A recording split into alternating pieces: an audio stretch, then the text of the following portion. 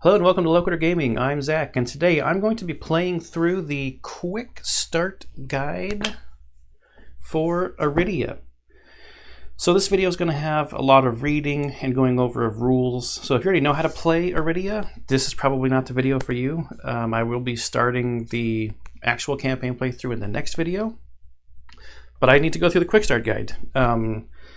I like to do videos like this sometimes that come with these type of learn to play guides where someone can see someone having the actual experience of going through the Quick Start guide and potentially learning the game in that manner. The only thing that I've done a little bit in advance was I went through and chose my characters already, and I do have the, what is it called, Epic Hunt expansion, so I may have chosen an Epic Hunt skill or two. I can't remember if they were the starting ones from the box or from Epic Hunt. So if you see a skill here that you don't have and you don't have the Epic Hunt adventure, that might be from that. What else? I did the divider part already. I did like that little bit of the setup. And I've got some stuff out here on the board, so I don't think there will be too much of like the sitting around and looking through skills and things like that to try to see which ones I will pick. But if you were just going through the Quick Start guide, you might have that part where it's like when it gets to the, okay, now select your character and get this and that out of the box and all that kind of stuff. So I think I'll just dive in here, and we'll go through starting on page 1. This is Welcome to Arydia. Game is a cooperative adventure that will have you and up to 3 friends exploring the world of Arydia. The game can be played over any number of sessions and is designed for you to quickly save and store the game between sessions. This guide here is to help you learn the rules of the game in a natural way. And playing through an introduction, there's a rulebook that contains the full rules which you can reference later. Don't open or get anything out of the boxes unless instructed to do so. There are all kinds of secret boxes over here in the box still. So lots of stuff to look through there. I've got my card boxes off to the side. I've got my terrain boxes and stuff over here. Some components from the characters over there. So we're supposed to get out the world map, the party token. No, this is the mode token. The party token is this little thing here that shows where you are. The 3 card indexes, I got those, and the area boxes. Okay, insert the dividers. We've already done that, so we can skip through that. There's a huge list of components. There are all kinds of components,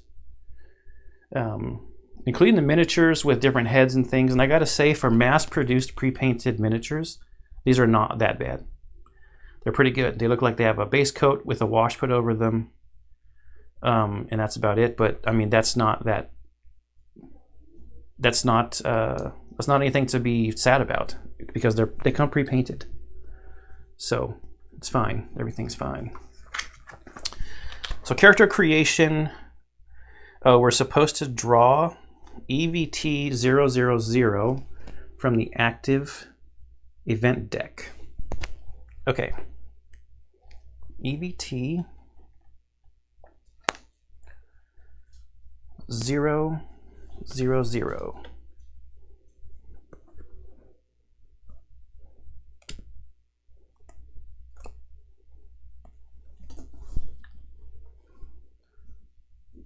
Dawn, and we know it's EVT00 because it had this on the card. That part was face up in my box. The paths we dare tread, the words echo on your mind. You blink back sleep as dawn pours into your threadbare tent. Exile isn't nearly as romantic as it sounds. Today is the great thaw. The hunt should start soon. With a little luck, your training will pay off, and you'll be home before harvest. The last 2 weeks have been grueling, but your mind and body have begun to toughen. You affix the brass pin to your chest and think about the path you've chosen. So it instructed us to read the first 2 blue narration boxes out loud, as well as the red rules. The red rules say, each player now chooses a path and creates a character. See the Quick Start guide. Once the player has finished, flip this over.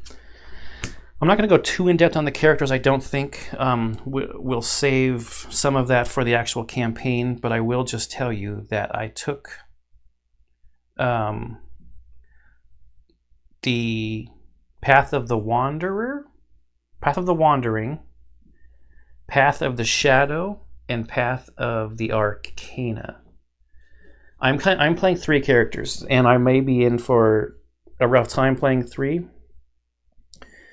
But when I play these games, I like to play at least two-handed because I want to see more of the different tactics and skills and things that the games have to offer.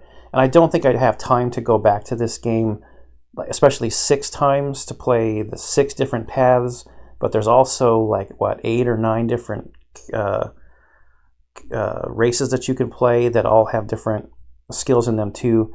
So I'm going to play 3. There's a possibility that Colin over on Meet Me at the Table, when he does his video, is going to play the other 3 for a little while. So that will be kind of interesting to have so we can compare and contrast the difference between the 3 that we're playing. But I'm gonna try to play 3. The races that I chose was Fae for Path of the Arcana. I chose Feelish for Path of the Shadow, and I chose Halfling for Path of the Wandering. I did look at the skill bonuses that each one gets to try to match them up. Fae only gets 1 hit point to start, which isn't the best, but it does have charisma or intelligence and wisdom bonuses. And maybe you can see that. Yeah, this is a little bit better. Intelligence and charisma bonuses, which seem to line up with what they need for their weapon. It's an intelligence check, attacking with the weapon. I went with Feelish for the Path of the Shadow. So it's basically like Mage, Thief, and Ranger, if you want to think about basic classes. But I do like the names of the paths too. So Path of the Shadow is kind of like the Thief character. The Thief character had bonus to Charisma and Dexterity, where I think... Yeah, so the Practice Trap has a Charisma check on it, and the Dagger has a Dexterity check on it. I also could have done Halfling, because Halfling also has Dexterity and Charisma. But I kind of didn't want to go like Elf Ranger. I didn't want to be like super stereotypical with like, oh, we have a Halfling Thief and an Elf Ranger.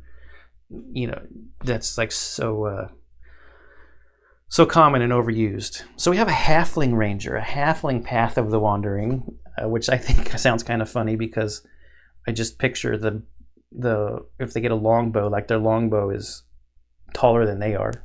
But maybe a longbow for a Halfling Ranger is the same as a short bow for a elf or a human or whatever. And then Feelish, it's kind of like a feline cat type character. Just seems kind of fun. All right, that's enough of that.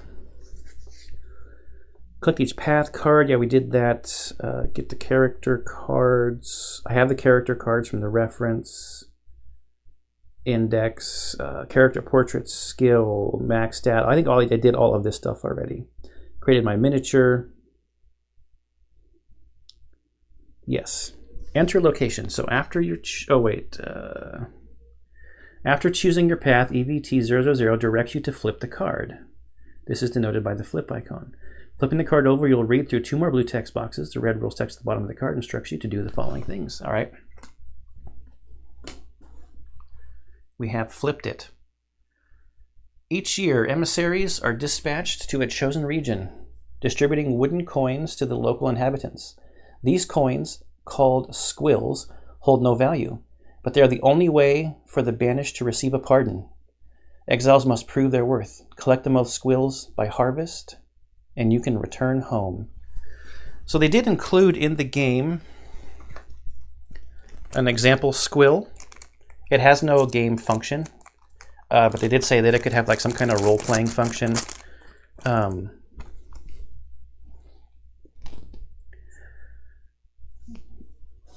This is what it looks like. Wooden token. What does that say? Something of the Queen. Benefits? I don't know. Token for service. Exiles Squill. Oh, it's got two different sides. This is the other side. Exile Squill. Token for service. So this is apparently what we're trying to get. So we can be pardoned. Is that what the card said? The only way is to receive a pardon, yes. You won't be alone in the hunt. Other exiles will be competing for pardons as well. The laws stipulate that exiles may band together in parties no larger than 4 members, pooling resources to gain a group pardon. You think it's time to size up the competition and maybe find some allies. Flip hex E2 and place the party token on it. Is it E2? E2. All right, let's put our squill away. Let's put our quick start guide over here real quick.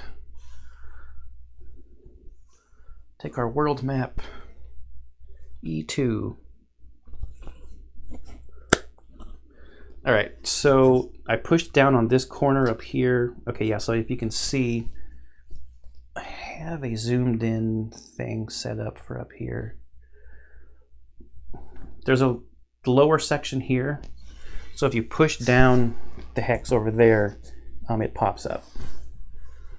And then we can put this in.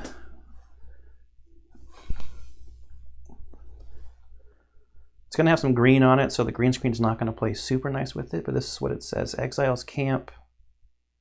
And it's got some different stuff on it.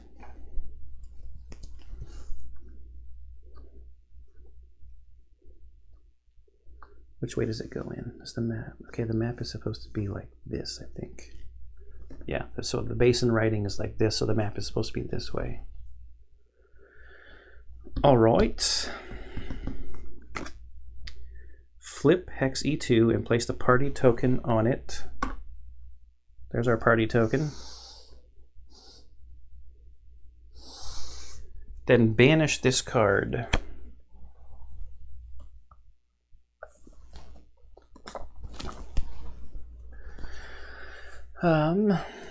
Flip hex E2 on the world map and place the party token on it.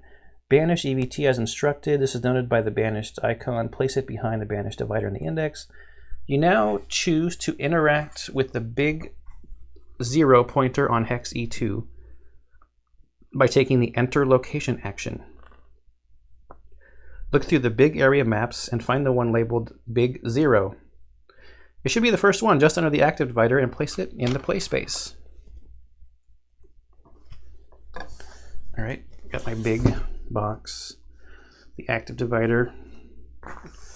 So the placing of these dividers was part of the instructions on the very first page of the guide that I did already.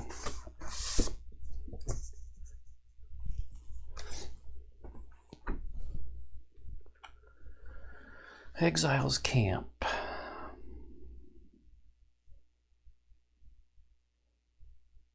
It's a neat little picture, nice little painting. Let's see what it says. What was I supposed to do? Place it in the play spaces.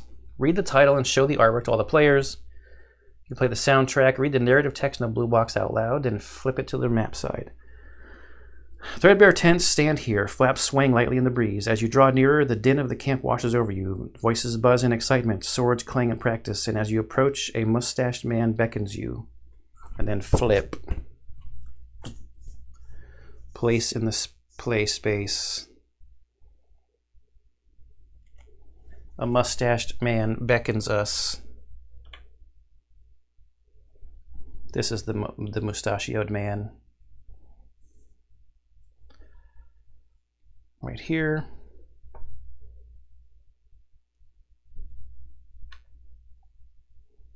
Okay.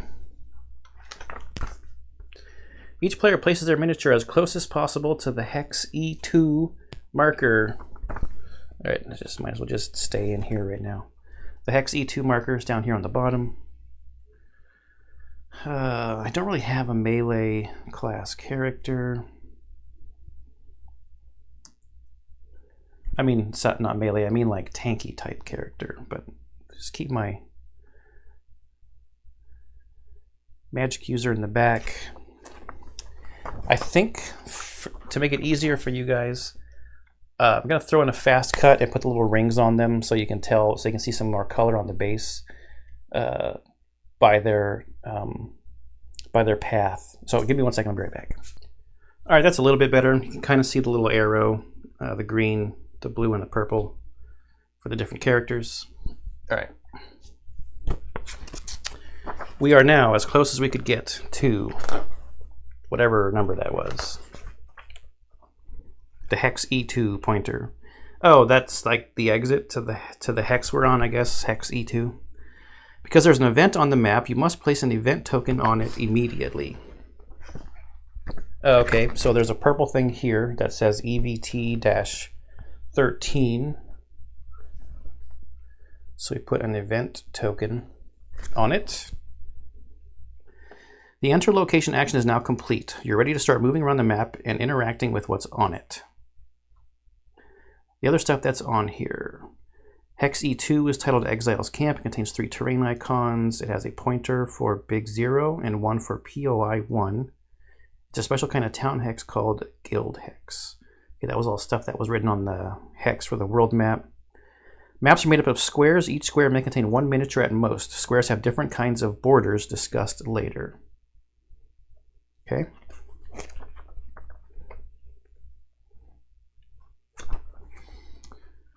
All right, non-player characters. Adventure mode, unlike combat mode, is generally freeform. In adventure mode, actions can be taken consecutively and without a set player order, so you don't need to count movement. Move your miniature adjacent to NPC 0 and take the interact action to talk to the NPC, which makes you the active player. Before this action continues, other party members may move their miniatures as well. Party members that place their miniature adjacent to NPC 0 can also participate in the conversation. Okay, when a pointer is at the intersection of corners, it is only adjacent to the squares it intersects. Thus, only these 4 squares outlined in blue are adjacent to NPC 0. So NPC 0 is kind of in the middle of these 4 squares. So what it's saying is, because it's in the middle at an intersection, the squares that it's at the intersection of are the ones that are adjacent to it. So I'm just going to start on the left and have Tippy, the halfling scout, is this current rank and everything, be the active player. So we'll move up here, and then it also says freeform. Anybody else who wants to move and be part of the conversation can just move. The player to the left, the active player, is the guide and draws. So this is if you're playing, when playing solo, you act as your own guide. Okay, so we draw NPC 0. NPC should be the first one. It is. Okay.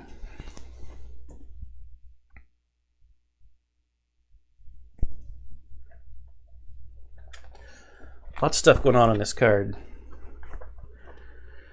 The guide first looks at the portrait and roleplay reference, showing the portrait to the other players and reading the name of the NPC out loud. So this is Guild Leader Thades? Thaddeus? Not Thaddeus. Thades? We're going to run with Thades.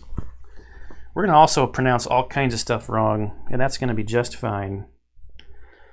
The guy, so there's a roleplay reference. There's a small bit of text just below the character's name intended to help the guide understand the character they are portraying. So this is someone who's gruff, and they are rubbing their hands a lot, is their action that they like to take. The guide reads a description in the narration text out loud. All right, so we have a weather-beaten man stands here, watching exiles practice. He turns to you as you approach. Now read the roleplay text out loud. After all that training, the day has arrived. Time to get out there and do the guild proud. If you want a little warm-up before you go hunting squills, you can fight the practice dummy one more time. Let me know when you're ready to leave. So the bold letters. Now you come to the response section of the NPC card. By paying attention to the NPC's dialogue, the other players can now respond to the guide, asking any of the topics the NPC mentioned. Start asking about, this example will start asking about the guild. So, yeah, this looks like it would be very good for group play, people who like to role play.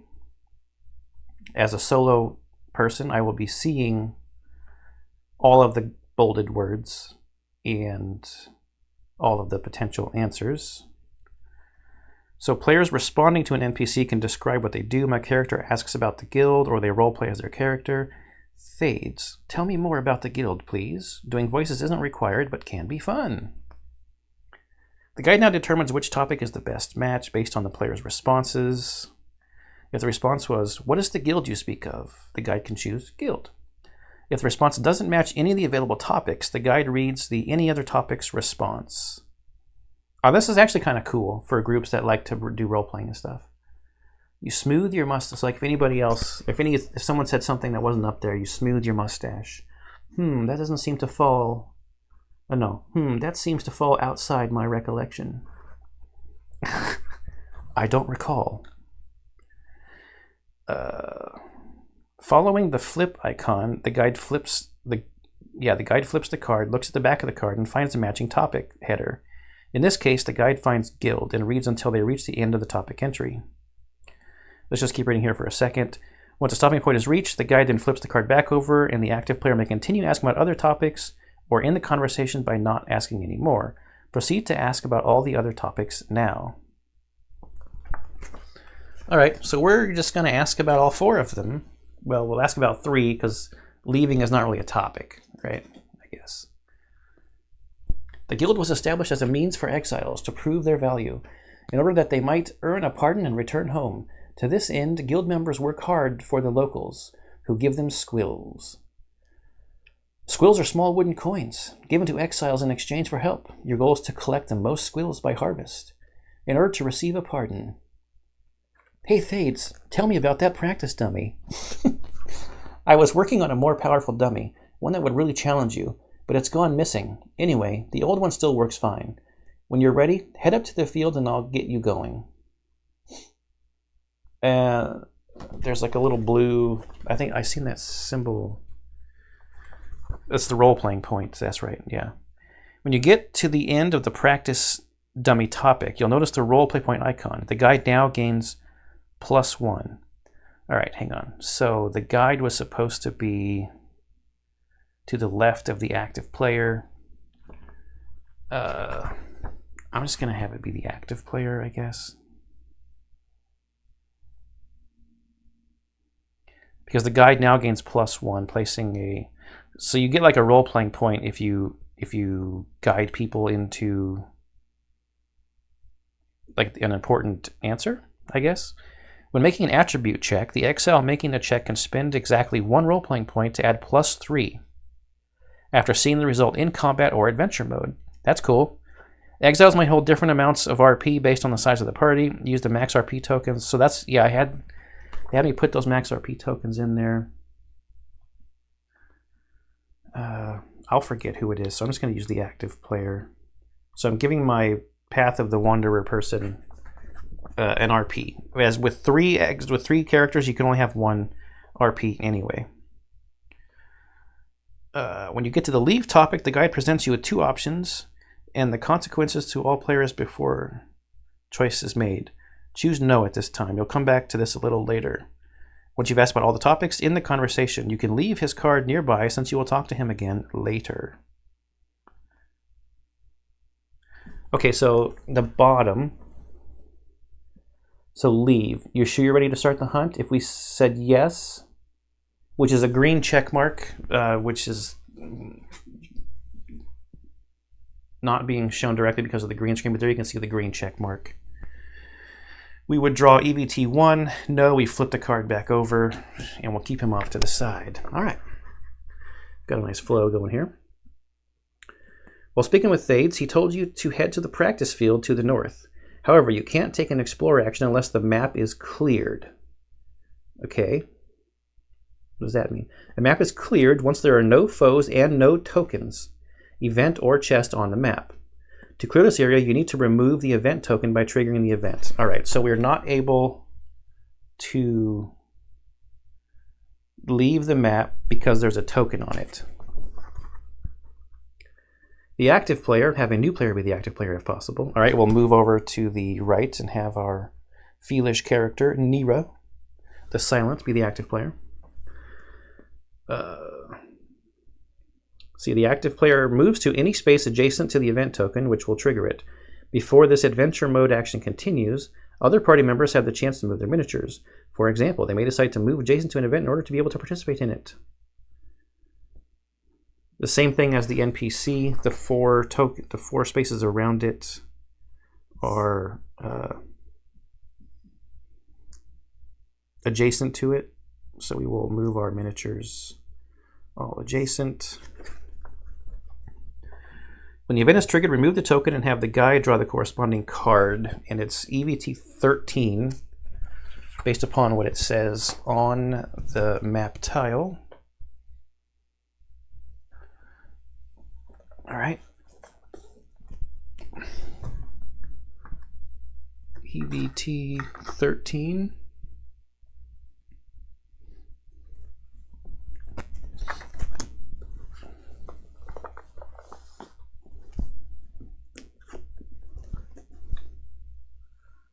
Around the camp.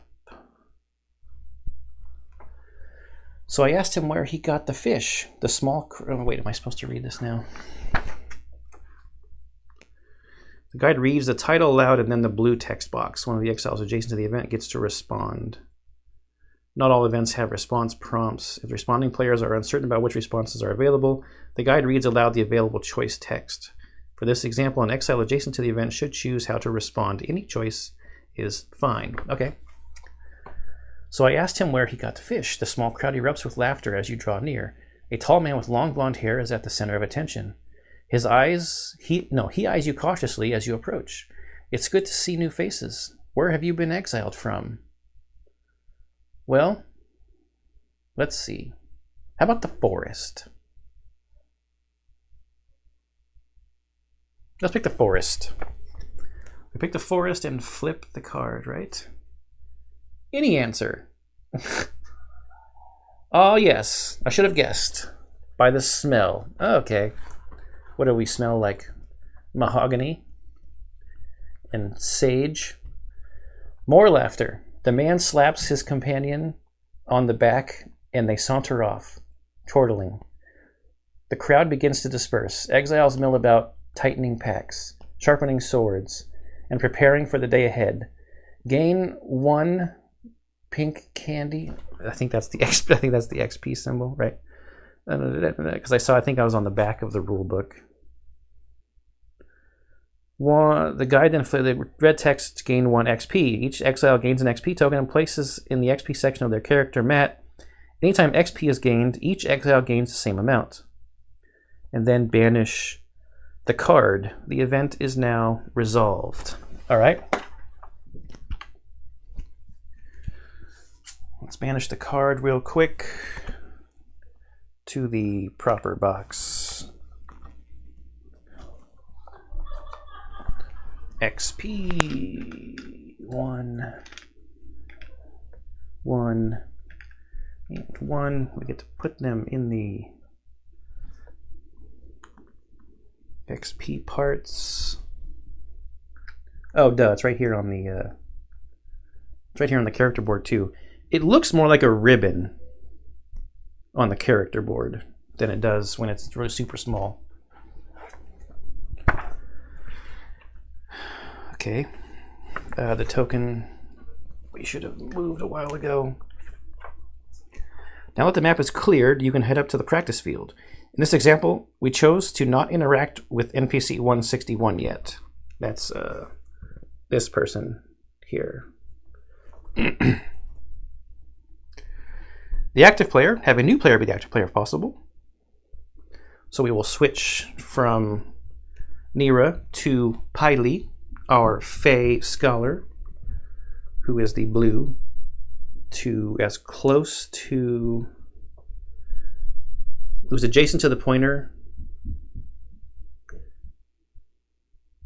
adjacent to the pointer.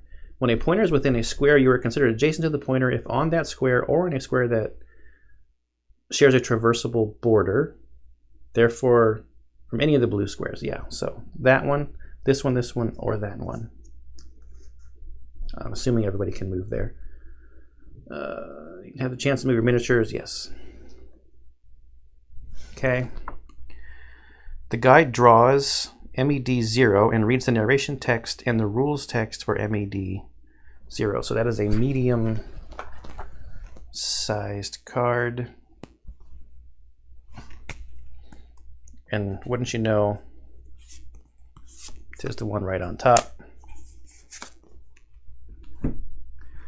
Practice field. You see a small clearing where the ground has been well worked by exiles practicing all forms of combat.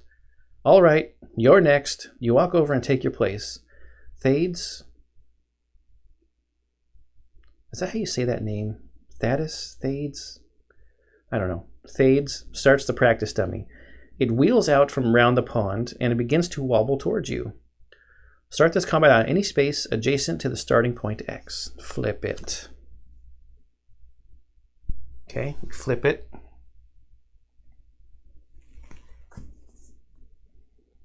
Do they line up? Aligning the big 0 pointer with the medium 0 pointer.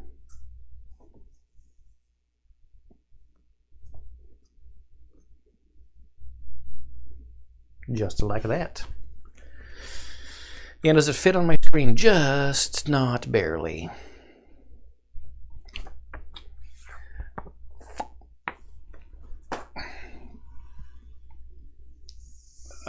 We could reorient it. I could move the camera too.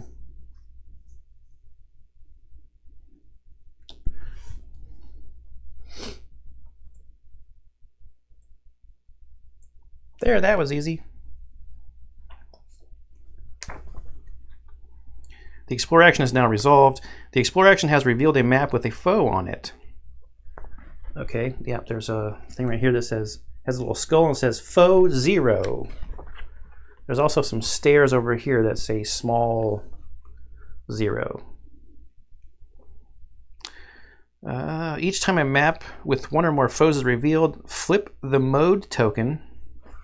Okay, so we have our mode token was on adventure. We're supposed to flip it to combat.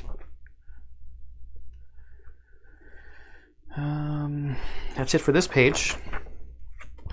Combat setup. Flip the mode token to combat. Take THR-1 through THR-12, 12 cards in total, and shuffle them. Then place them face down to make the threat deck. Okay, THR 1 through 12. These should probably be sleeved if they're going to be shuffled. That's all of them that we were instructed to put as active threat cards.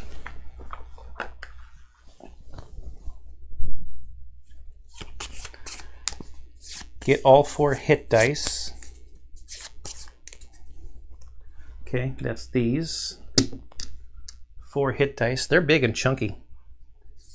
Get the threat combo track. I have that also here.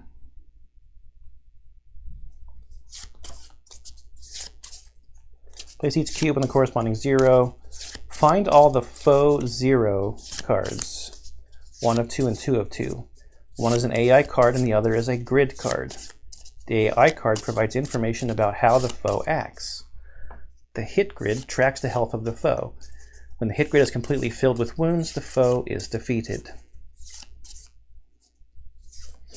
When you encounter foes with multiple matching miniatures, you can use base rings to tell them apart.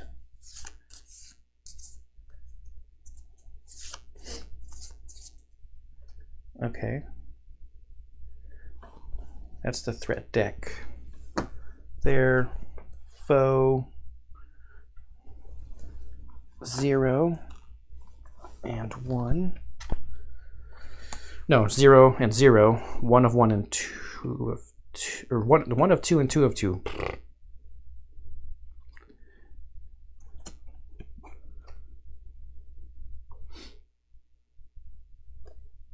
This is cool. Here's this picture. Big 0, normal size.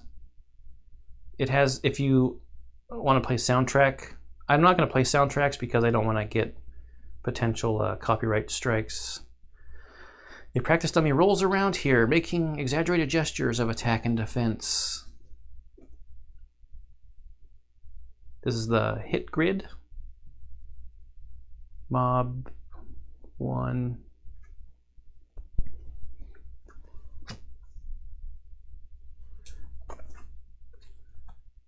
And what did they call this one?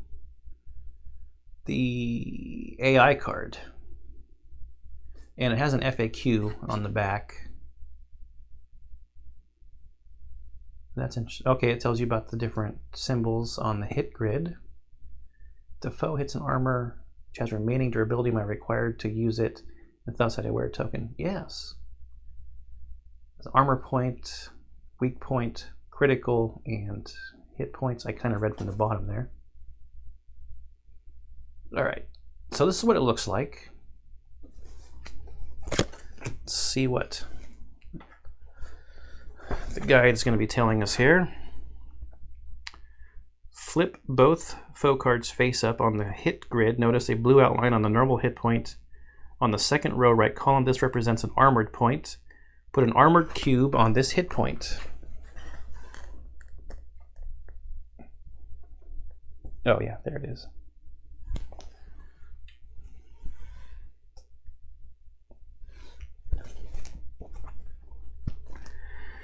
The level of the foe compared to your exile's level can help you gauge its difficulty. That was on the other side. It says it's level 0.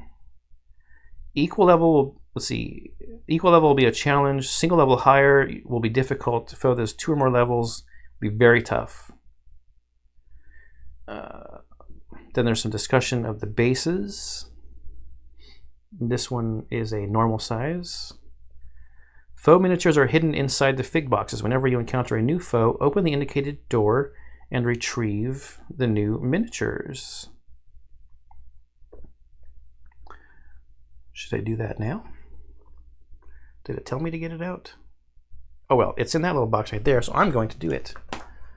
So figure 0. So we match. Oh, it says it on the card. Yeah, up here in the corner. 1 of figure 0. It's a normal size base. Okay, figure box 1, I'm assuming, because it's 0. Okay, figure 0. Let's zoom out for a second.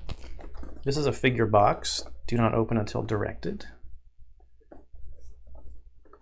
We've got figure 0.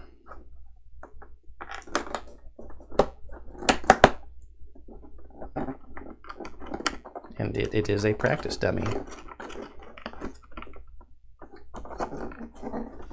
If I could get it out of the figure box. There we go. Also pre-painted.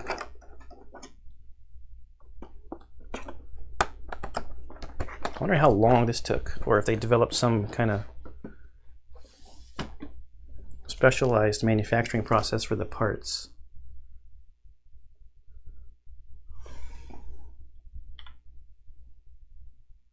Practice dummy figure.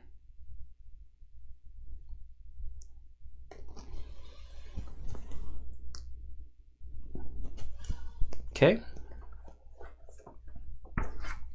Just knocked my hit points over here. You're now ready to begin combat. Combat examples. Unlike the more free-form turn structure in adventure mode, combat mode carefully tracks turns, movement, and actions. In combat, foes and exiles alternate turns. With play proceeding clockwise around the table, each player now takes the combat example sheet for their chosen path. If playing with 2 or more players, get a copy of MAD CE and Foe CE from the back of their respective decks in the index and a practice dummy token. Oh, so this is something that people could do simultaneously, I guess. Additional copies of Medium Zero and Foe Zero's grid card are provided so players can play through their combat simultaneously. Once everyone has completed their combat example, return here.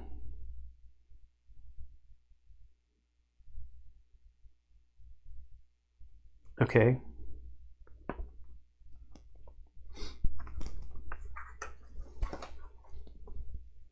So we have to pick one because we are not multiple people.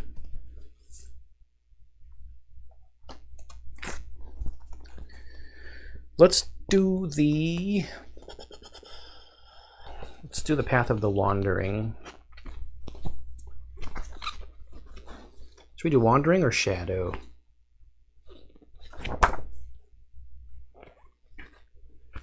Shadow is on top of my stack here. We're going to do Shadow. Follow steps below. Don't actually draw threat cards. Okay, place your miniature on A.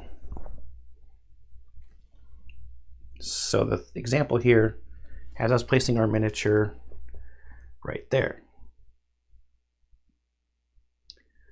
Combat rounds begin with foes going first. So for this example, they have the halfling.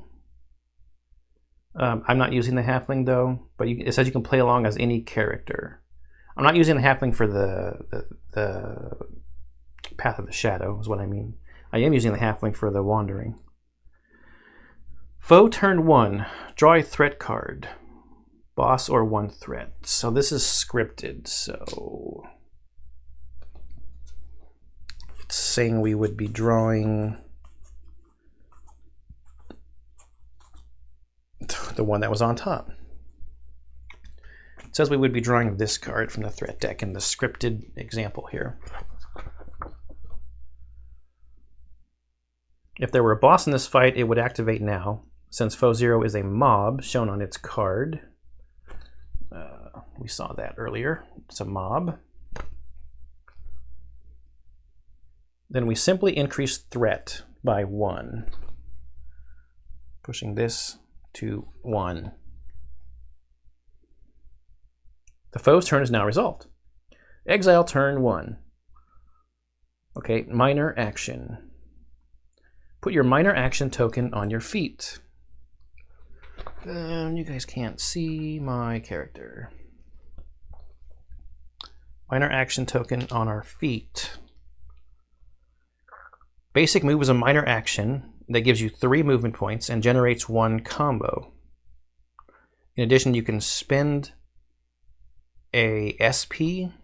Do those have a special name? Or is it just SP?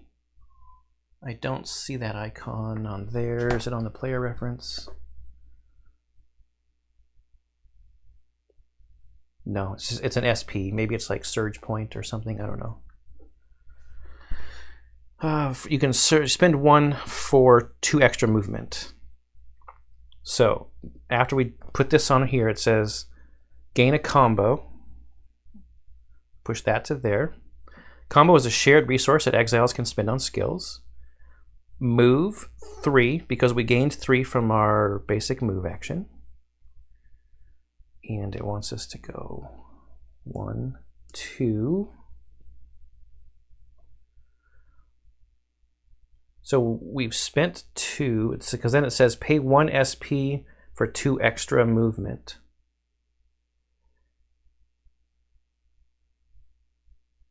Because it's saying that, okay, there's a double line on the map here.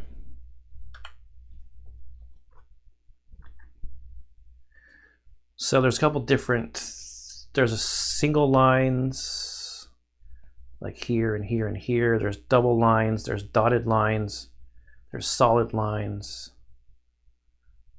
And then there's, what is that, solid black lines? I think that's on, is that, yeah, okay, so here's on the player reference card. We've got normal borders, difficult borders, obscure, impassable, and wall. So the difficult line to cross is going to take 2 movement.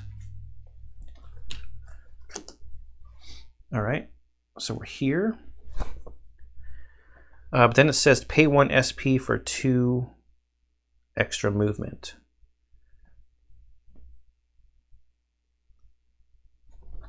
Because we used 1, 2, so a total is 5, so that would be 3, 4, 5, because it wants us to get right next to the practice dummy. On your turn, you get 2 normal actions, 1 minor action, and any number of free actions. You can take actions in any order, and those are denoted by these little wooden tokens. There's 2 that are like are they hexagon shaped? No, octagon. I think they're octagons. And then one that's kind of like a triangle like looking thing. That's the minor action. So that basic moving is a minor action, okay?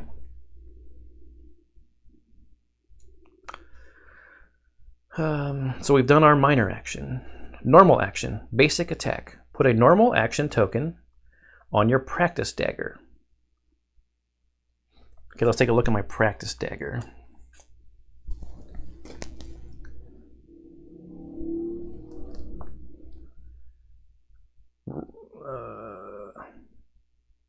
And we would be putting one of our tokens, one of our normal action tokens on it. Looking at the positional grid, you are the little circle with the sword in it.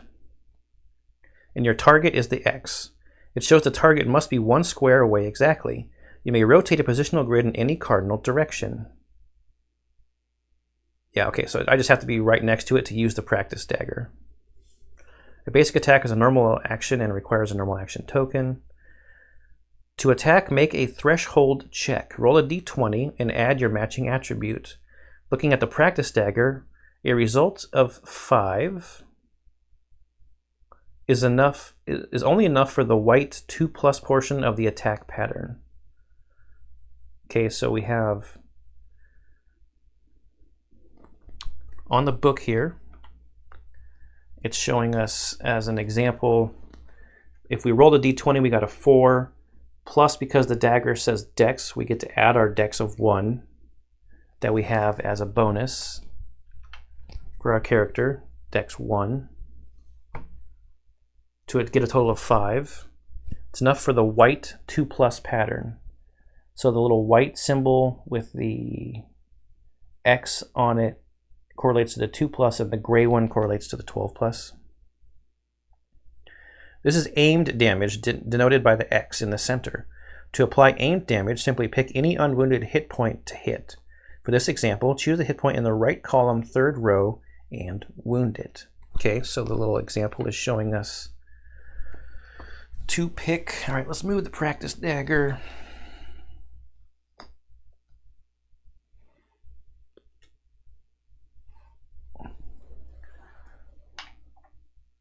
Practice dummy, it's saying to wound that spot right there.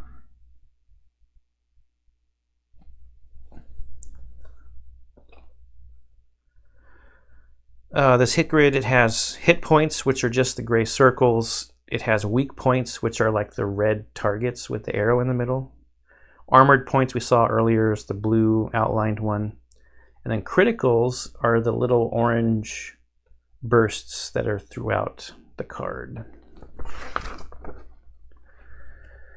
Normal action. We're going to do a skill now. Put a normal action token on your backstab skill. All right, so you guys got a good look at the faux grid again. Probably won't put that up there again.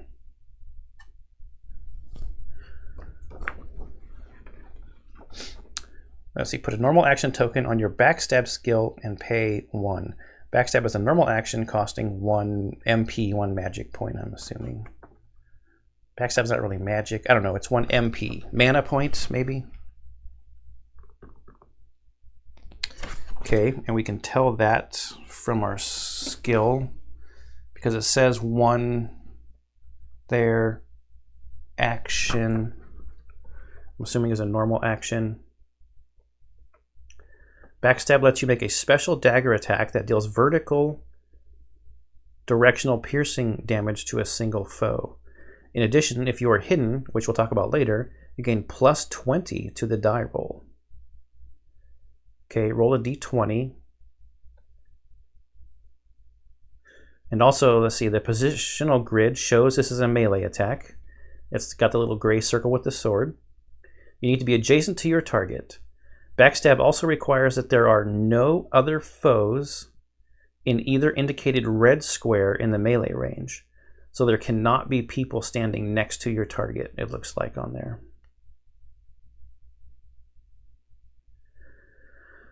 Okay, roll a d20. Your total result is 16. So in this example, they're saying we rolled a 15, plus we get dexterity, as it shows there on the skill. Plus we get a dexterity of 1, so it's our roll of 15 plus 1 is 16. A result of 16 is good enough for the 2 plus and the 15 plus portions of the attack pattern, so both the white and the medium gray.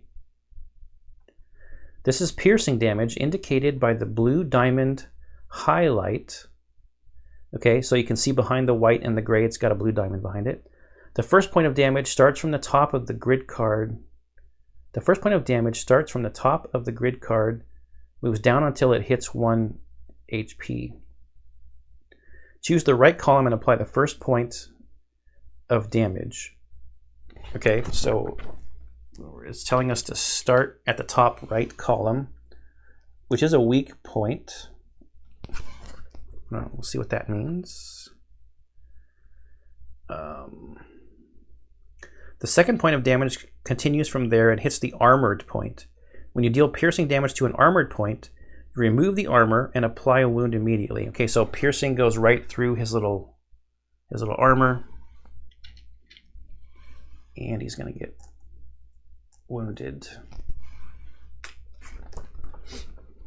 Okay. Then resolve the weak point by increasing threat by 1.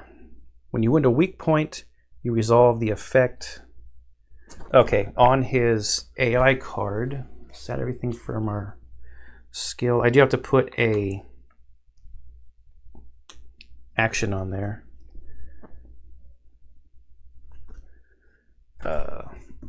So on his AI card, it says right here, weak spot or weak point plus 1 threat. Move that to 2. After your actions, your turn is over, and so is the round. A new round begins with another foe turn. Foe turn 2. Draw a threat card. And it's saying we would draw mob or threat 1. This one. So we do have a mob character.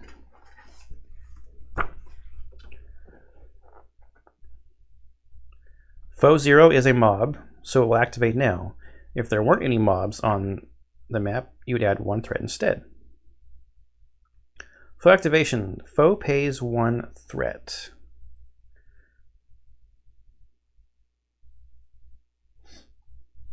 Okay, so we're looking at the AI card here.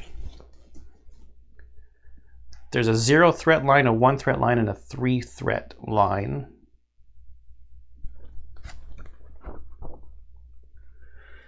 The foe now spends as much threat as possible to activate 1 behavior. There is 2 threat available for the foe to spend, and the foe has a behavior that costs 1 threat, so it spends 1 threat. So we'll spend a threat. The first thing there means target the furthest exile within range. The other thing set means move 6. And then whack is the attack the foe will use, which is lower down on the card. In the positional grid shown, the gray circle represents the foe making the attack, and it's a melee attack. And the X represents the exile it's targeting. Okay. The foe will spend its movement to get into position versus the furthest possible exile. In this case, you're the only target. It seems like there are 2 places where the foe could use whack. Okay, it's saying it could use it from here or here, because those are 2 spaces away, and if you look at whack, the target has to be 2 spaces away. But position A does not work because melee attacks cannot cross impassable borders. Okay, so yeah, the lines around that are solid, so it can't go through that, which was on our reference card here. Impassable, no melee.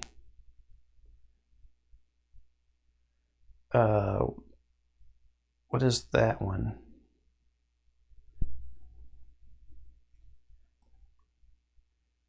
Area ability. Okay, so area abilities could go.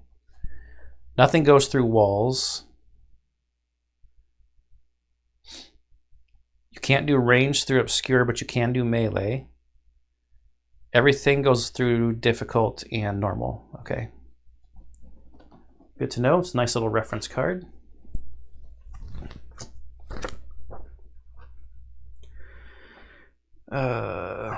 Therefore, it will move to position B. If there are multiple valid paths to the desired position, foes take the one that requires the least movement. If there's a tie, players choose among tied paths. We choose the path of the least movement.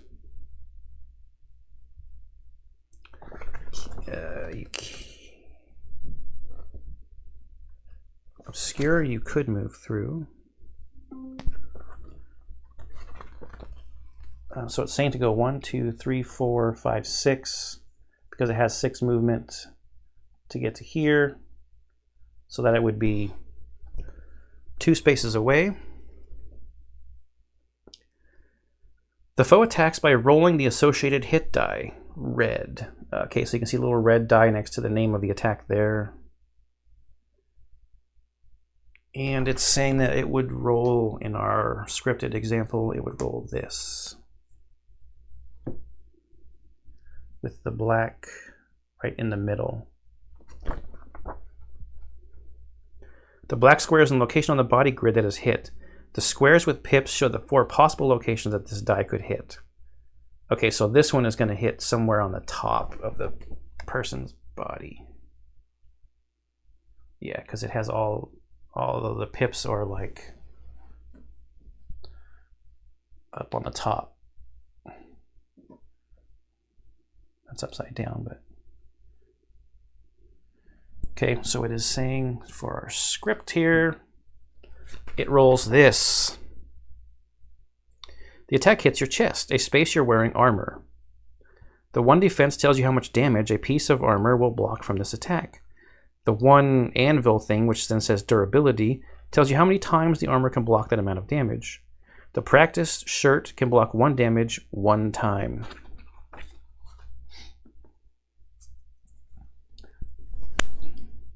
Practice shirt tells you here where it goes on the grid, which is that exact spot that's getting hit by that red die. It's 1 armor and it has 1 durability.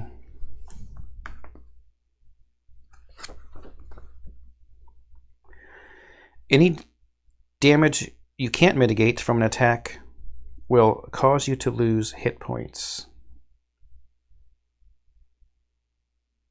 Place a wear token on the practice shirt and subtract the defense value from the damage. It's 1 damage. How do we know it's 1 damage? Oh, because the whack thing says 1 damage on it. Okay, so we're supposed to put a wear token, which are these orange things, onto our... we're putting one of these wear tokens onto our practice shirt.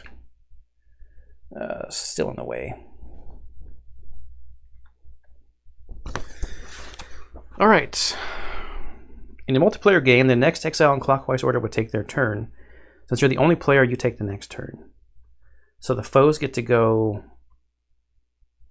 after. So it's like an exile and then all the foes?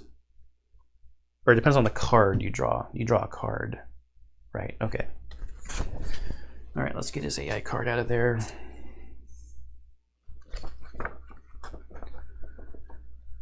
Exile turn 2. refresh all your action tokens. Beginning of each round, take my action tokens back.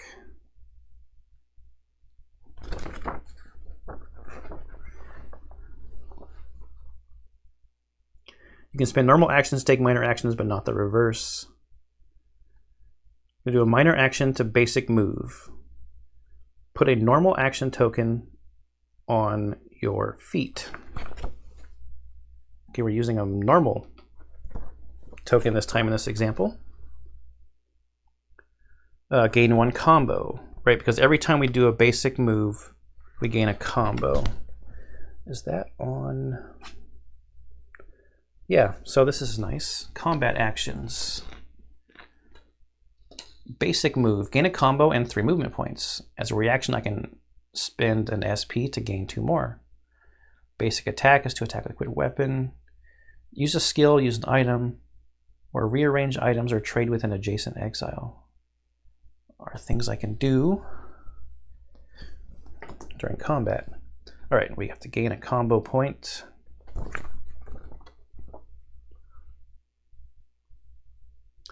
Move 2 squares away from the foe. When you move, you don't need to spend all your movement, and you can even stay entirely still. I guess you would do that if you wanted to gain a combo point. Okay, so we're moving 2 away in our scripted example. The next thing it wants us to do is take a minor action to do a skill. Put a minor action token on your sneak skill. All right, let's take a peek at sneak. We're taking a sneak peek. Yeah, so it says minor up in the corner. Put your minor token on it. So we are doing that. Sneak lets you become hidden by placing an alert token in the last space foes saw you. Foes will target your alert token as if it was an exile. That's cool. You can't sneak if any foes are nearby, indicated by the red brackets on the positional grid. Okay, so you can't use this if there's anybody in those red squares with the X in the middle of it. There are no foes in any of those spaces, so you can sneak. But sneak does cost 1 combo to use. Okay, you can see that up in the corner, so we're going to spend a combo point. I don't think we need to keep this up here.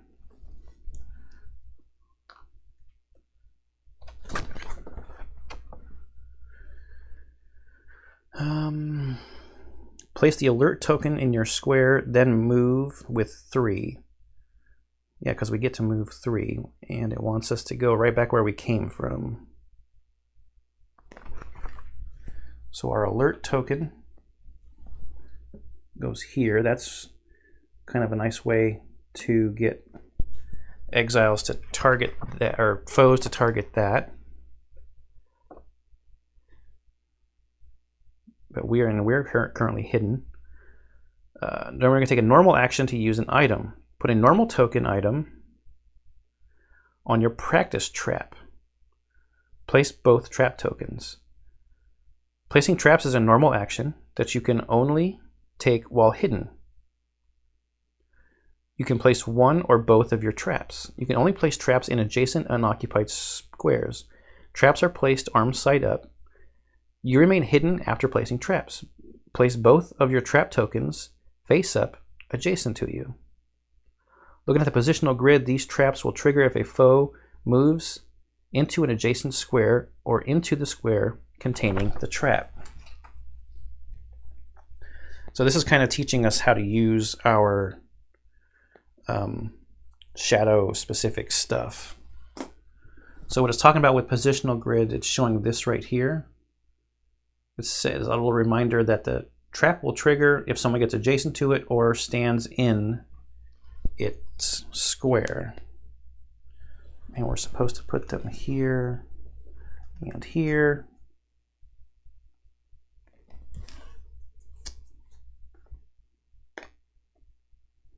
And that has a charisma thing on the bottom and a little hit grid directional thing on it. That's all. I was supposed to place this action on something, on the trap. Because using an item is an action.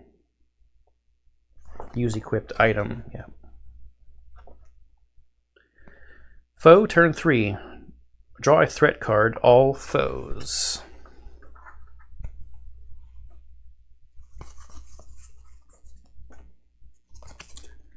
Okay, so it's saying all foes would be going during this turn.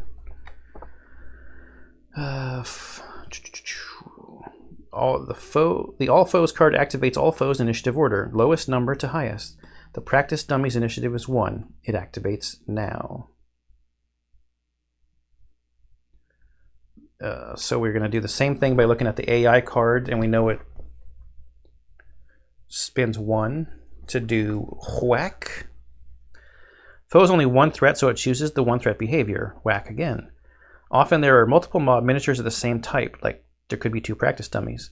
In that case, you would spin threat for them only once, and each practice dummy would use the same behavior. The foe will spend its movement to get into the position versus the furthest possible exile. In this case, you're hidden. The foe will target your alert token as if it was an exile. Okay, there are 2 equal paths the foe could take to get to A, so players get to choose which to take. Because it couldn't go...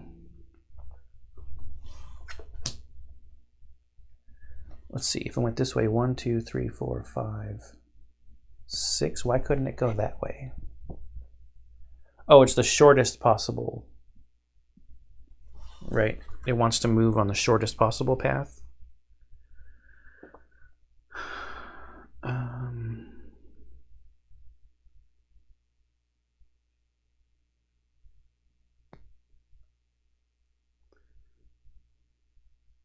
I think that's right. Full spin its movement into the position versus the furthest possible exile. In this case, you're the only target. It could use whack. 1, 2, 3, 4, 5. Okay, anyway, so the scripted version is telling us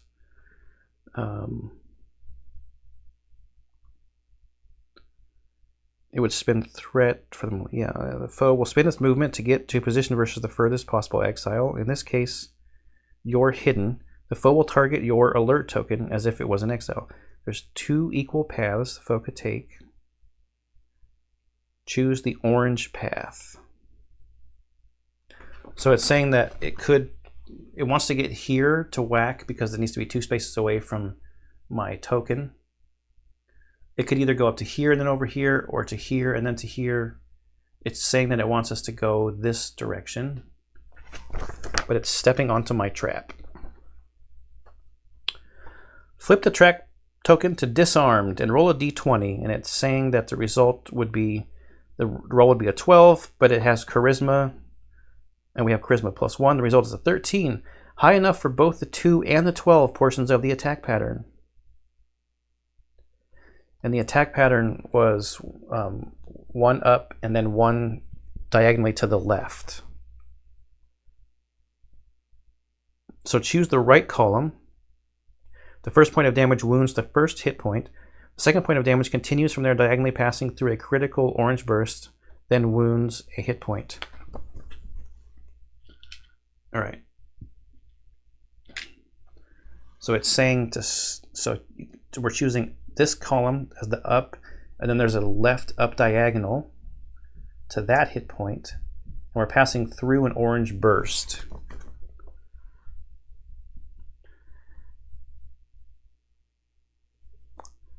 After resolving the attack pattern, resolve any criticals as bonus damage. And it's saying that because this points down to this corner, I'm assuming because it's saying to cover up this corner as well. So we've only got 2 hit points left.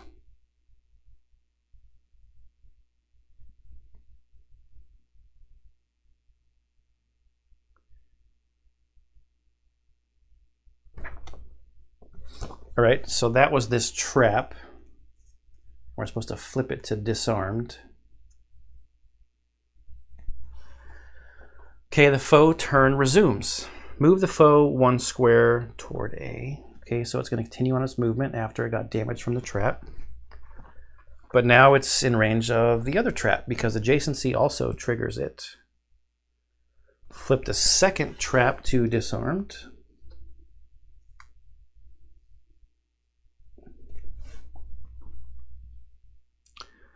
Roll a d20 and it's a natural 1. The result is a natural 1. The natural 1 is always a failure regardless of your attribute bonus, so no damage will be applied. The foe now tries to attack the alert token. The alert token is removed and you're no longer hidden. So it does attack my alert token. Once that comes off the board, I'm no longer hidden.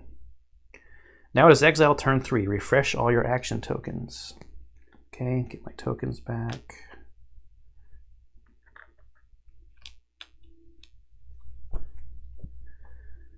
Reaction trap. It costs 1 SP to pick up a trap in combat. Traps refresh for free when out of combat. So take the trap token and place it back into the practice trap. Okay, this is just teaching us that we have to spend 1 of our SP to pick up our trap tokens. I should have spent an MP earlier for backstab. I forgot to do that. We have to spend an SP to pick up our trap tokens. Put them back onto our trap, face up here.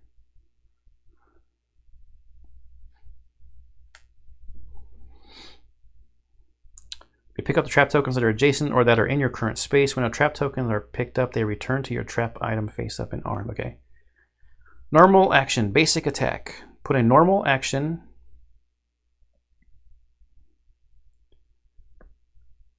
So that said reaction. Is that like on the card or something? How do I know that? Because it didn't tell me to use any of my... Yes, okay, that's on the card. It costs 1 SP while in combat or free out of combat. When in range 1 of a trap token, put the token on your trap item armed. So there's more information on these cards, on the cards for your character, than just on the tiles and stuff. Okay, put a normal action token on your practice kunai, which is here on our belt. Spend the marker from your kunai. Your practice kunai is a single-use ranged attack. It has a range of 3. We're going to spend the marker off of it.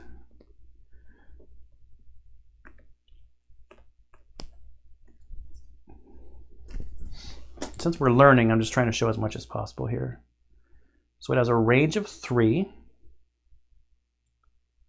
It has no minimum range. The foe is at range 2. Okay. Which is in range.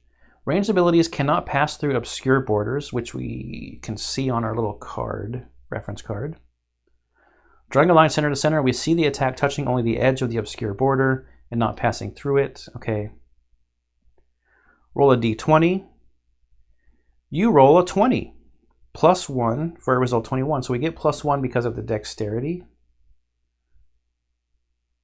The roll is good enough for the 2+ and the 12+, which is an aimed thing, and then we move down. So we pick an aimed hit, we pick a hit point, and then we also can wound the one below it because we got a high roll. On a 20 on the die, it is called a natural 20. If you roll a natural 20 in combat, you gain +2 combo points. Choose the top left hit point and apply the first point of damage. The second point continues from there, hitting the weak point just below it. The foe's grid is full of wounds, so it is defeated. Though you wounded a weak point, you defeated the foe, and therefore the weak point does not resolve. So because of the pattern on the kunai, we would go wound, wound, and everything would be full. Because no foes remain, combat is now over and the exiles are victorious. Return to the quick start guide. All right, I gotta get a drink of water. All right. While in combat, okay, this is called KO'd and Surge. So that was just the example for Path of the Shadow. There is one for each individual path. I don't think I'm going to do the other two. I might flip through them though. While in combat, if you have 0 hit points, you're considered KO'd. Place your miniature on its side to show you're KO'd. As soon as you regain 1 hit point, you're no longer KO'd. While you are KO'd, you can't take actions, use skills, or items. Other exiles can try to heal you and remove your KO'd status. Exiles and foes can move through your space, or even end their move on your space. You get to place your miniature on any traversable adjacent space. Foes will not target you for attacks. If all exiles are KO'd at the end of a player turn, you are defeated. However, all is not lost if you're KO'd. You can still surge. Surge. Once per combat, when you start your turn KO'd, you may place a wear token on your exile's portrait and stand your miniature upright. You may take actions as usual, ignoring your KO'd status until the end of your turn. If you still have 0 hit points at the end of your turn, you return to being KO'd. At the end of combat, remove any wear tokens on your portrait.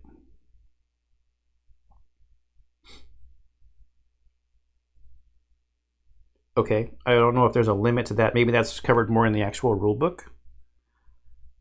So I guess if you had a way to heal yourself or something, they're giving you the opportunity to. It says use wear tokens to track surges. I think I'll have to read more about that in the main rulebook. It's just maybe good information to know. Now that you understand the basics, you're going to actually play through the combat. Following the instructions mentioned on the back of MED0, each player places their miniature onto one of the spaces adjacent to the starting point of X. If no starting positions are specified, exiles remain in their current square when a foe appears. The exile who explored the new area will begin combat as the active player. That was our Fae.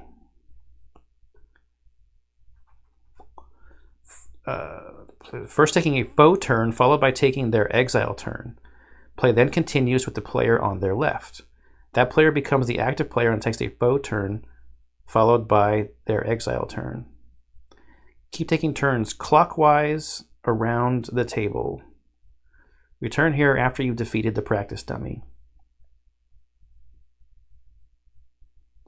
Okay, so now we have to actually fight it unscripted. I don't know if there's anything special. Was I supposed to heal all this stuff up?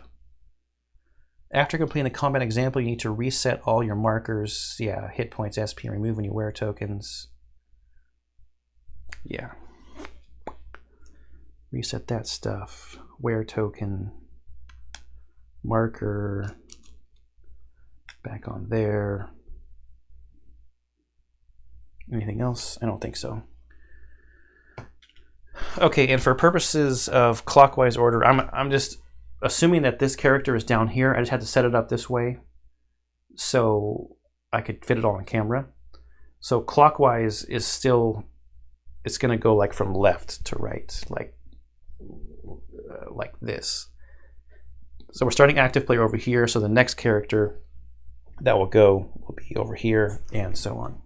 All right, we're going to shuffle this.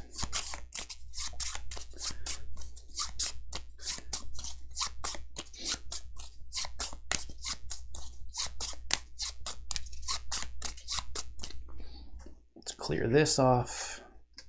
Just keep these tokens nearby. Put the practice dummy here. I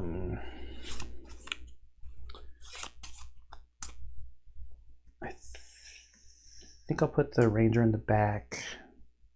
Do I have range? I have range of 2 to 3 on that. Does everybody have a melee?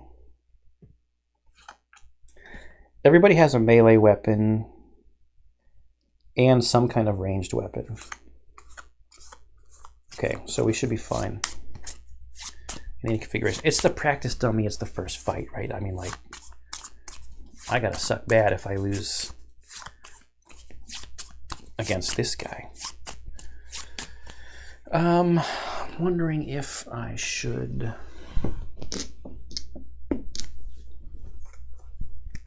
this out here.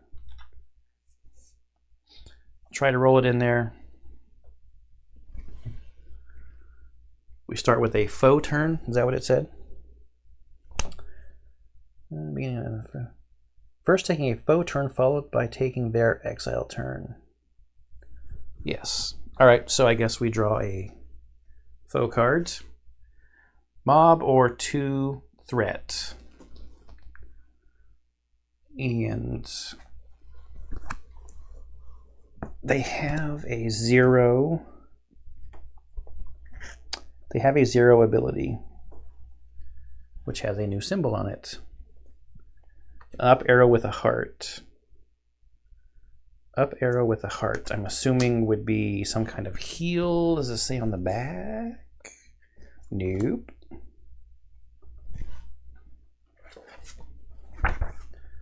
Where is the main rule book? No, okay. Target the most hit points is what that means. Oh, that's right. So the other one with all the little arrows was target the furthest. So this is the targeting. Target with the most hit points. Target with the most hit points would be a tie between purple and green. Then what? Then it moves 6.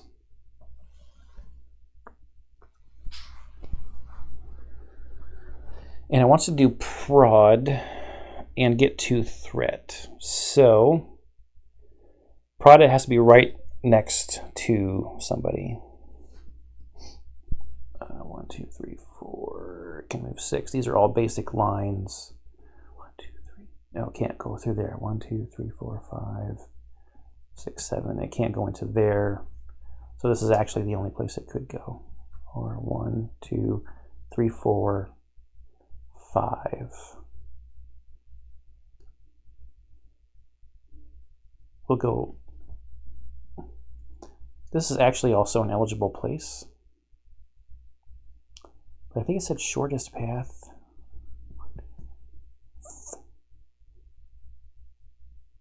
We'll go there. That's fine. And then prod is the gray die. It does 1 damage. And it's hitting the middle on purple. And we can take 1 damage there.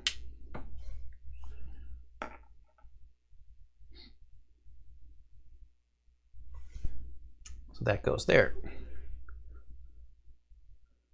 Okay. I think that's it. That's their turn. Right? Oh no, +2 threat on prod.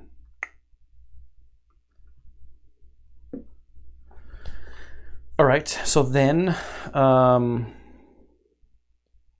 it is Piley's turn, our mage. We could use our practice tines. It is a range of 2 to 3. I don't know from what I've learned if my line of sight is blocked by that character.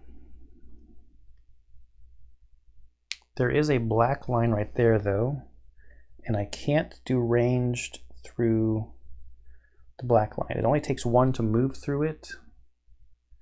I have to do a minor action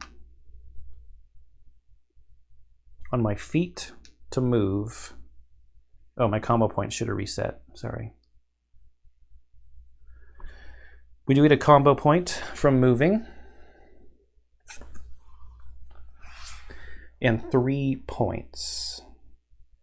It only costs 1 to move through the black line.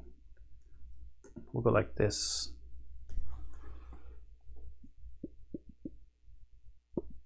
It does have a minimum range of 2. What else do I have? I can pay my cube to swap positions. I also have lightning bolt. Choose a cardinal direction.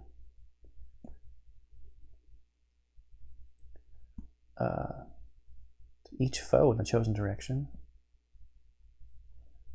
Okay.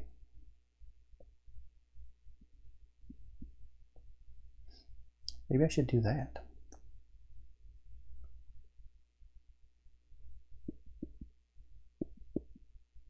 Make one basic times attack versus all targets. Shift each foe up to 2 squares. I'm going to throw in a cut real quick and look through the fight guides for these other 2 characters, just see if I can see a real quick example of how their skills work and look at their skill cards. So I'll be back in just a second after I do that. Okay. My advice would be to read the cards that come with your character. They're pretty helpful as far as getting to know the skills and things. Like for the Wanderer, understanding how to use the quiver. It's a reaction that adds range and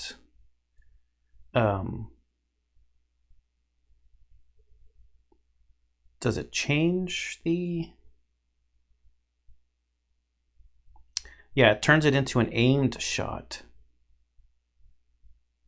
instead of a directional damage. So that's cool. But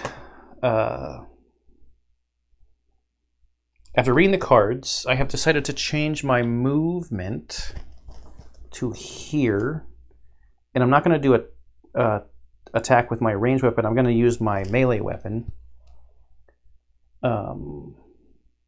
So I will use one of my actions to use my practice swords, practice S-stock thing.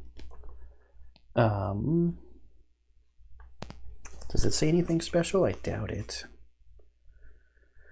Action, basic attack, target a foe, check wisdom. Yeah, it says on there wisdom, and I have wisdom +1. And the ranges are 2+. I get the white zone, which is just 1 aimed anywhere. And if I get 12+, then I can go down 1 from that. So I forgot to put armor on the dude.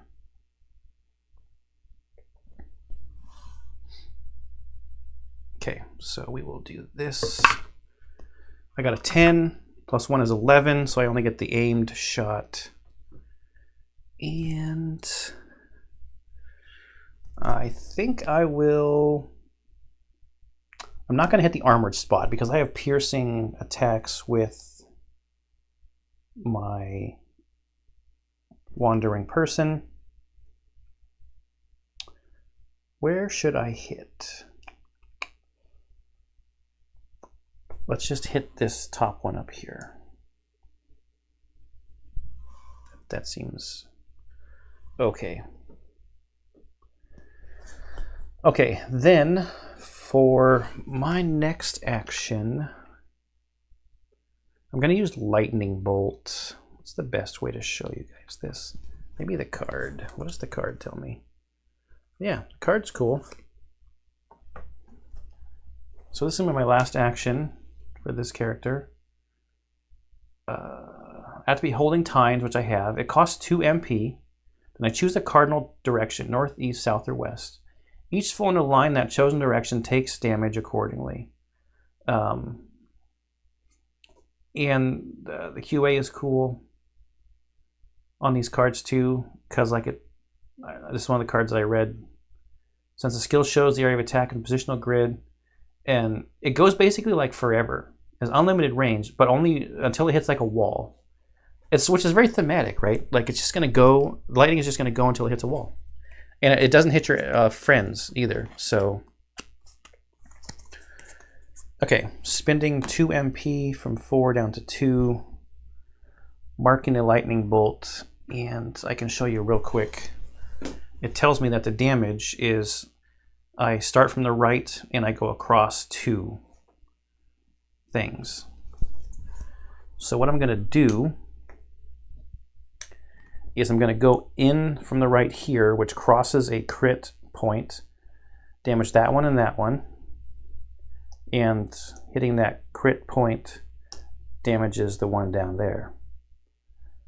So that was 2 MP points for 3 points of damage, which I think is a good turn. I think that's everything for Pyle's turn. So then we go to a foe turn. I mean, I think I'm doing this correct. Foe turn. They just get a threat. So they go up to 3.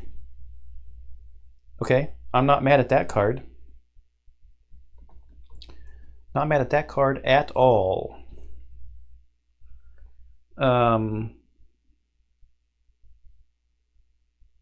Yeah, that's it. So then we're going to go to we're going to go to Tippy's turn. Tippy the Wanderer. What kind of... That's difficult terrain, right? Is that what it's called, a double line? Yeah, difficult. We can shoot through it.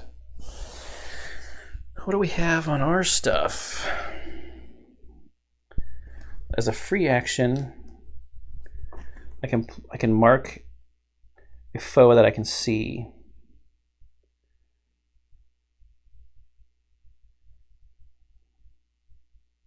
Yeah, so mark is a cool ability.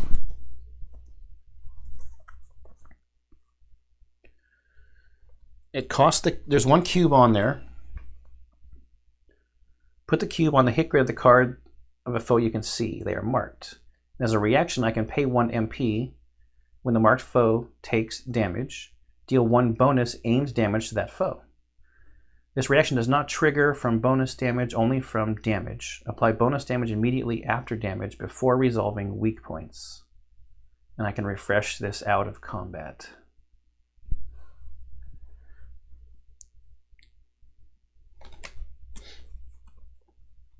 Okay.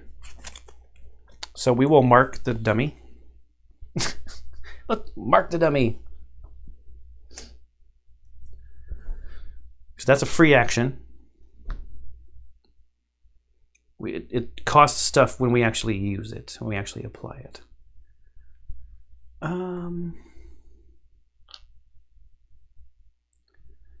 can use my bow. It's a range of 3 to 4, which is fine. Should I move? I think I will move just to get over here, kind of spread us out a little bit. I can't get any closer than that because then I would be out of range. I'd be too close to use my short bow. That's my minor action of free move or a basic move, and I get a combo point.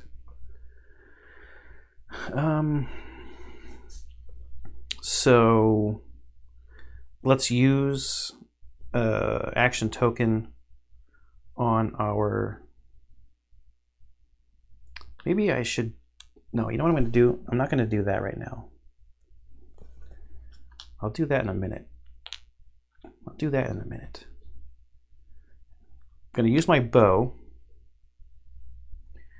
and I'm going to use my quiver with my bow. My quiver gives me +1 range, and it changes the damage profile. So instead of going top down,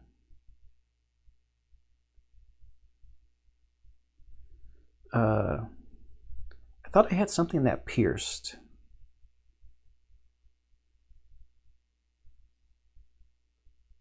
Oh, that's on the thief. Oh, I do have, but okay, it takes 3 combo points. Okay, it's something else.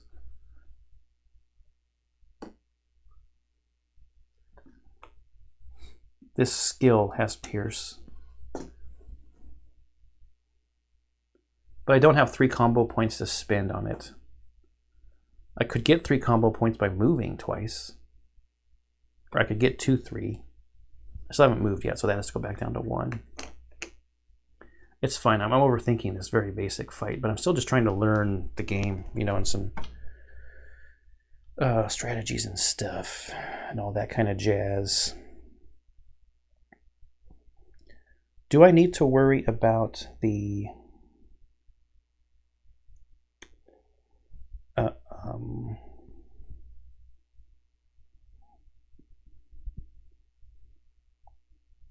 be nice to be able to aim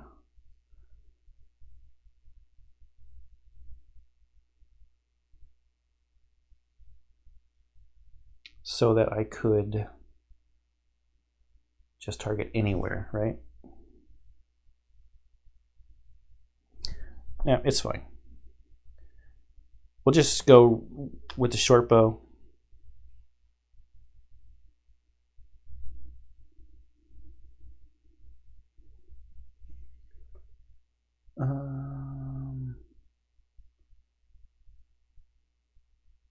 Yeah, we'll do the short bow. And this is endurance. I have endurance +1. I rolled a 4, so I just get somewhere from the top down. Let's go with this row, or this column here. We wound the weak spot, which gives him a threat, right? Yes. Now I'm going to do my minor action to move, and I'm going to move adjacent. Then I'm going to do a normal action to use my melee weapon, which is a hunting knife, which uses dexterity.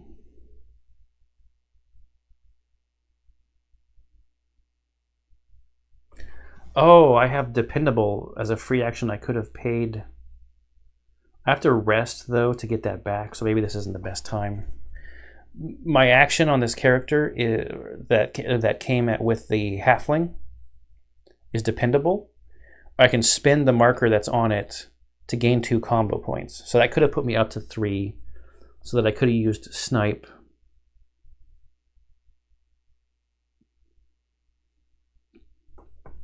Does snipe have that exact range?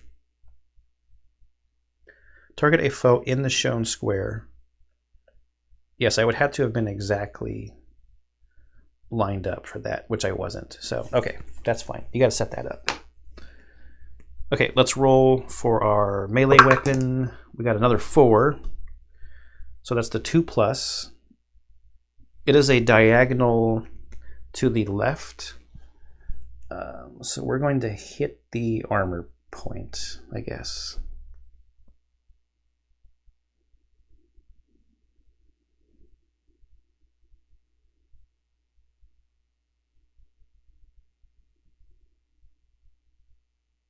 Yeah, we'll just hit the armor point. Okay, that's all of our attack. That's all of our actions, I mean. No, you know what I'm going to do? I'm going to spend my mark. Why wouldn't I do that, right? I should have done that before.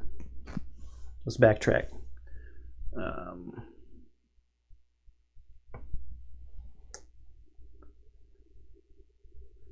Before, I could have done spending an MP to deal an extra targeted damage. So with that one, I will target the armor.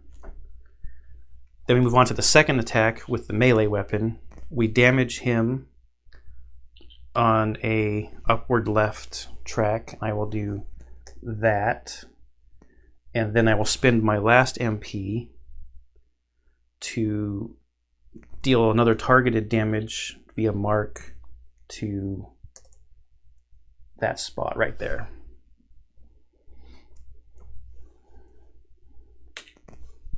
Okay, that is the end of Tippy's turn.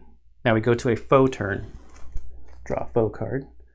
Boss or X, where X equals the number of exiles in the party. Wow, so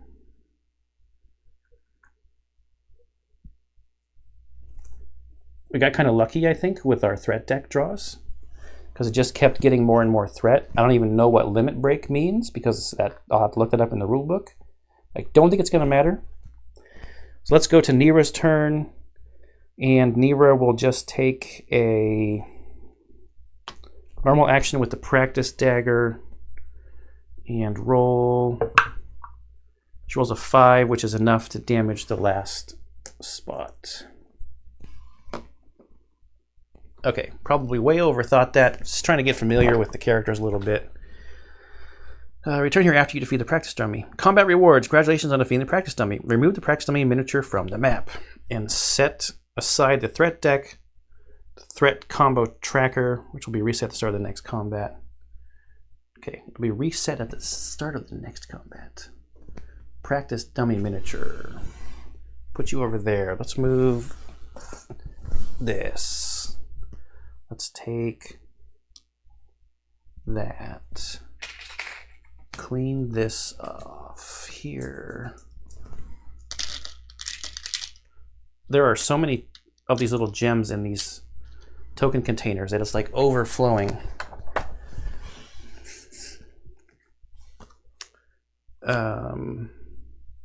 We're probably still going to need these to set a threat deck. These I definitely want to shuffle, or I mean sleeve. Okay. With the miniature, set aside the threat deck and the threat combo tracker. All stats remain as they were at the end of combat, and any wear tokens on armor will persist. Now you get to loot the foe. To do so, look at the rewards section on the bottom of the card and follow its directions. Okay, we're looking at his AI card. The rewards section down here. Okay, the first one is everybody gets an XP and a loot roll. Each exile gets 1 XP, placing it in their XP pool. Then 1 exile in the party rolls 1 non-attribute check. In this example, you roll a 4. Okay, and all right, let's get our XP real quick.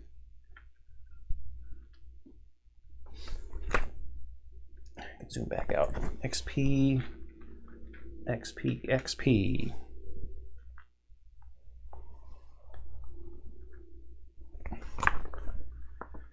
And the saying we would roll a 4, so that's the 2 through 9. The white one is one money. Party decides who gets the 1K. I think it's K. It's KAE. I'm going to say K. Puts it into their coin purse.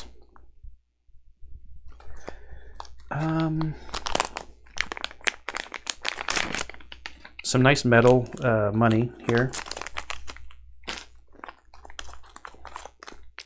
I'll give it to Nira. They're heavy. Heavy buck. There weren't even like plastic or cardboard versions of the money, just the metal ones. A lot of times in games you get cardboard ones and the metal ones, and then you have to figure out somewhere to put the cardboard ones because you just want to use the metal ones. With that, you transition from combat to adventure mode. Flip the token. Back to adventure mode. Because you've been victorious over the foes in this map, medium 0 has now been cleared. Once the map has been cleared, foes and tokens,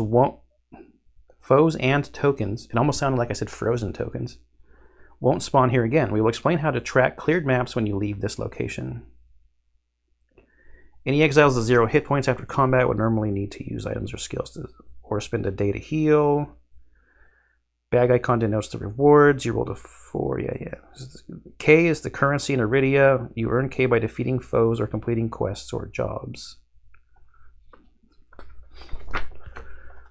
Floors and stairs. Locations sometimes contain multiple floors. Floors are groups of 1 or more maps connected to the rest of the location by stairs. The active player, have a new player be the active player. All right, we will go back over to Tippy.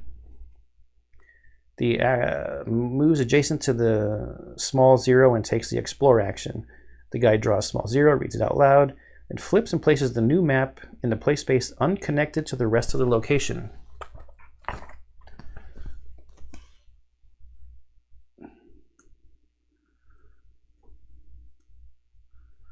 Okay, so small 0. I guess I don't know what to do with this practice dummy cards. Did it say? Do they go inactive or what? Small 0.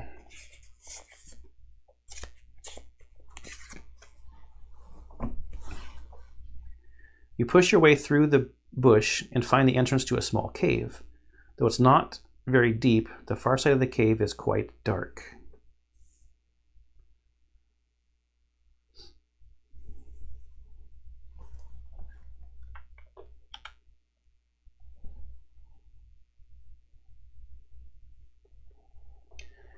When you move to a different floor of the location, all exiles must move floors together. Points of interest. There's a point of interest here. POI 0. Point of interest 0. The active player, as well as any other players who choose to, can move adjacent. For this example, move all exiles adjacent to POI 0.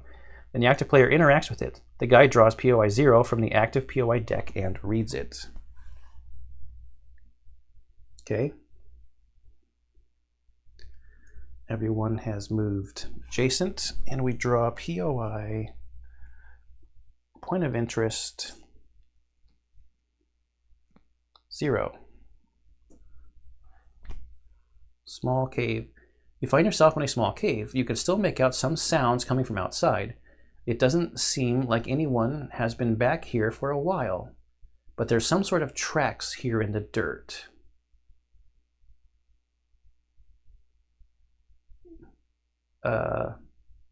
Tracks. Okay, what would sound say? You hear the dull thuds and clangs of other exiles practicing. Okay. Tracks. You see a pair of tracks leading deeper into the cave.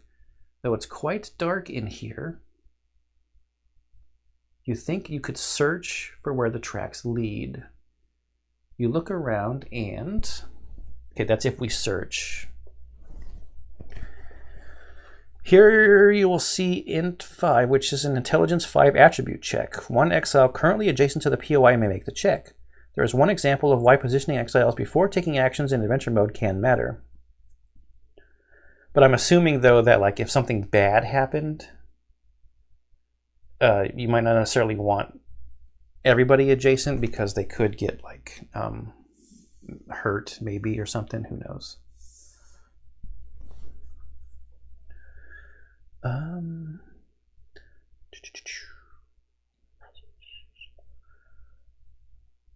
Yes. Choose the exile that earned 1 role-playing point earlier by being the guide who portrayed the NPC. For this example, assume that exile has an intelligence of 1. So that was our wanderer, who is the current active player. They roll their d20 and add their intelligence. Let's say they rolled a 2, adding their intelligence of 1. The result is a 3, which would be a fail on the intelligence 5 check. You need to equal or exceed the threshold of 5 to succeed. After an exile rolls an attribute check, that exile may pay exactly 1 role-playing point as a reaction to add +3 to their roll. So spend the 1 role-playing point to modify the result. So now the result would be a 6, and they would succeed. All right, there goes our role-playing point. It didn't really matter who got it. After successfully searching, several things happen. First, the guide notices the role-playing point icon and gains a role-playing point. Yes, because the success line there says you search and find something of note, and you get a role-playing point. So I will do the thing different this time by saying that because this was the active player, we'll go to the left and our Fey character will receive a role-playing point. Then you get key 0 from the active key index. You've done everything on this card now, so you choose to end the interaction.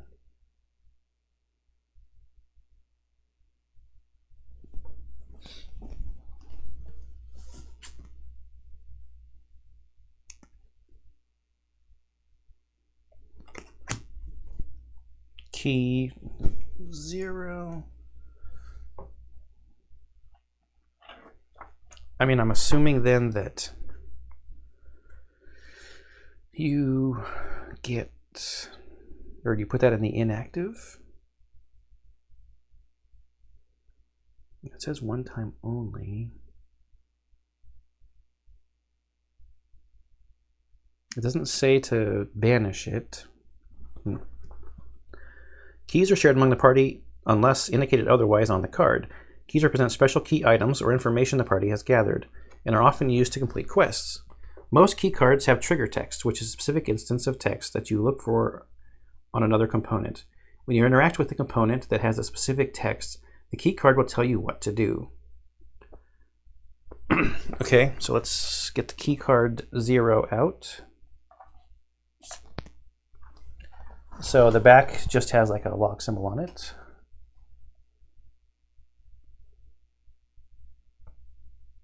Okay.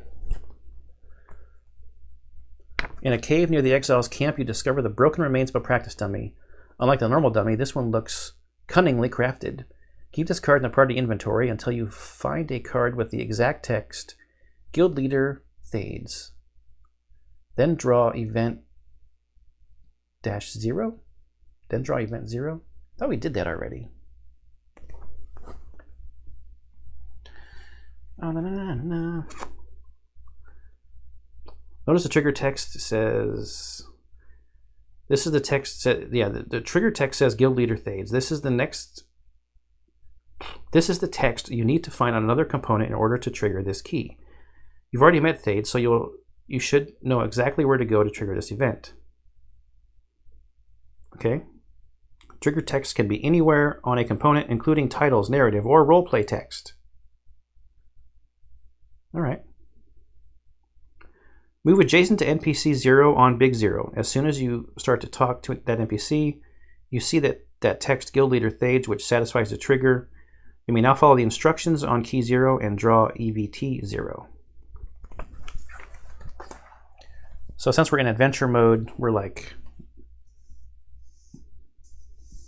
just going wherever we want here. So we're going to move all the way back out here. Everyone's going to move out here to be next to the guild leader.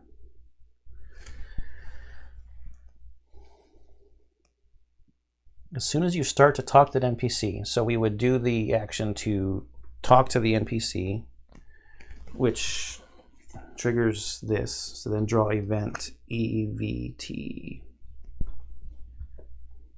-0. No, there is an EVT 0. Okay.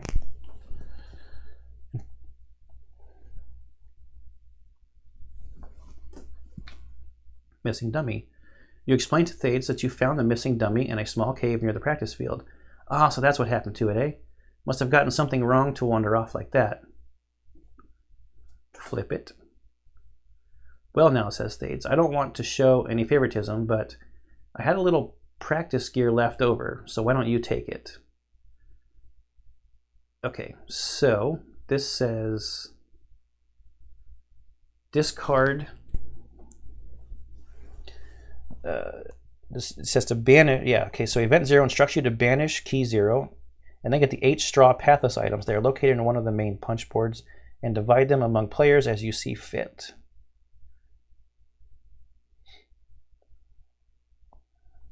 Okay. That's these. I had these in the bag with the starting gear. 1, 2, 3, 4, 5, 6, 7, 8. All right. So we get those. We have to banish this key card.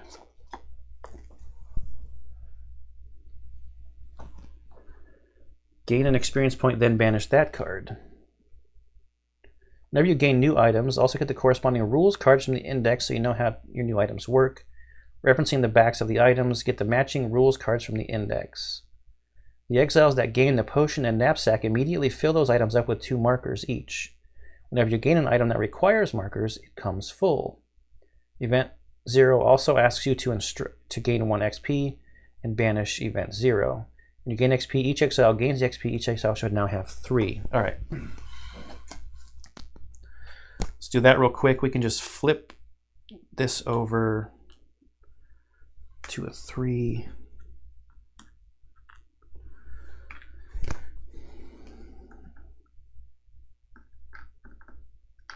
Flip that over to a 3. banish event 0.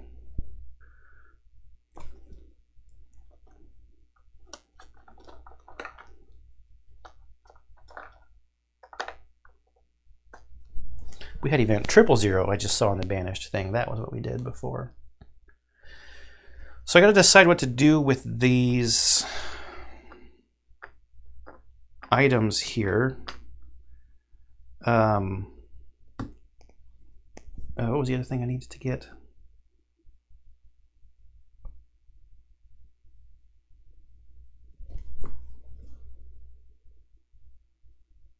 Oh, the reference cards.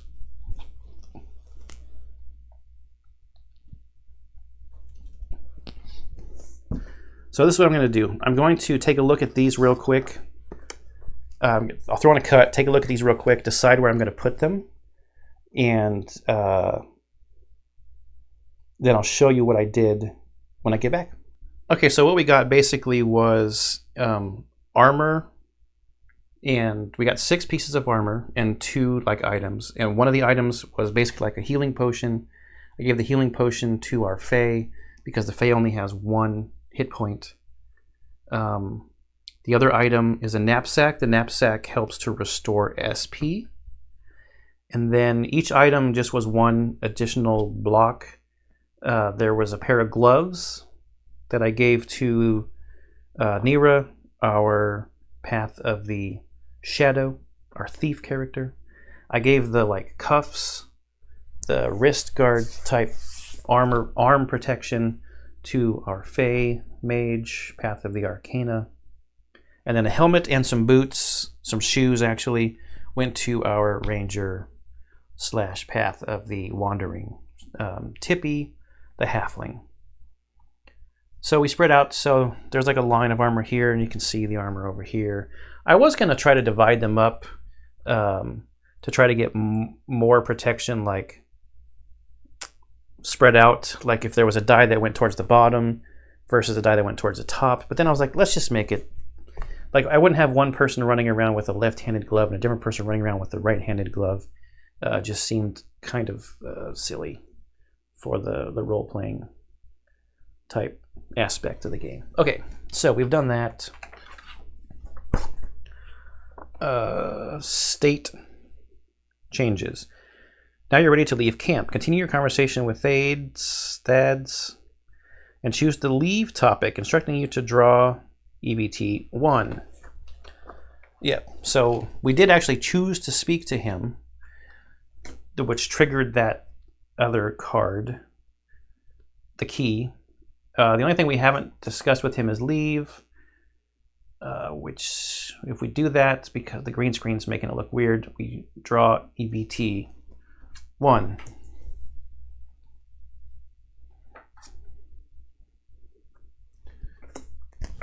And EVT 1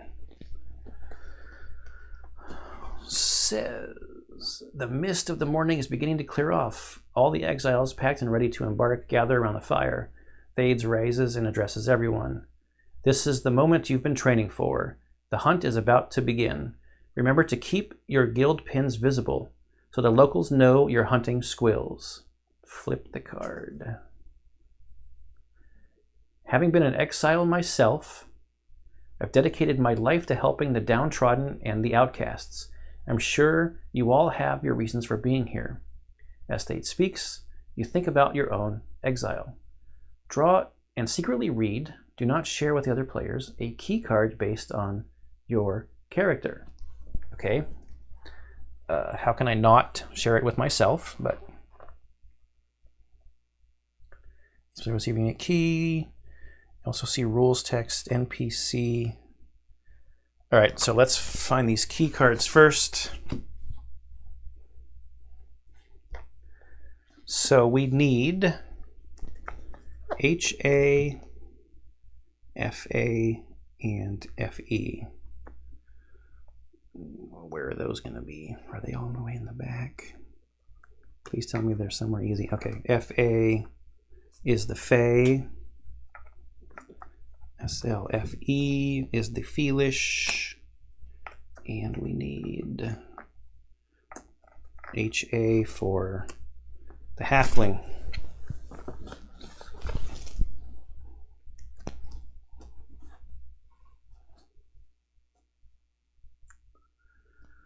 You have a steel ring. It appears to depict some sort of ornate shape. There's a notch cut into the ring where it looks like something could fit. Keep this card a secret from other players for now. Okay. Halfling. Is there a trigger? Okay, I don't see a trigger on there. Fae.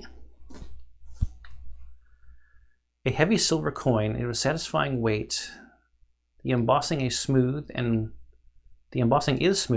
worn from handling. You absent-mindedly roll it across your knuckles whenever you're in deep thought. Okay, we all getting an object.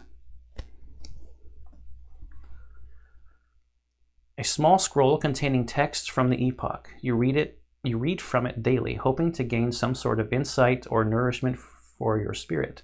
You don't feel much comfort in the words lately. Okay, I can add these to their stacks over here. All right. The rules text also says NPC 0 to B. This directs you to change NPC 0 to the B state. To do so, search the inactive deck in the index for NPC 0B, which becomes the active version of NPC 0. The version you had up until now is placed in the inactive deck. Then banish EBT 1. Okay, so NPC 0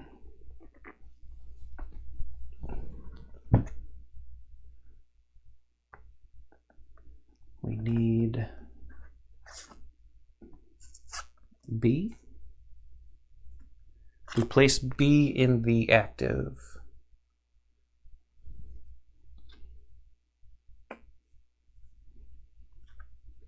And this one goes in the inactive.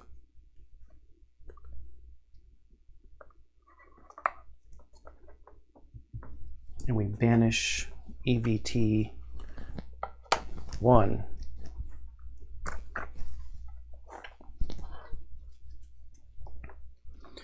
You're adjacent to NPC 0, so you can talk to them again. Because their state changed, they now have new things to say. Talk with NPC 0 and explore the conversation until the guide has gained a role-playing point.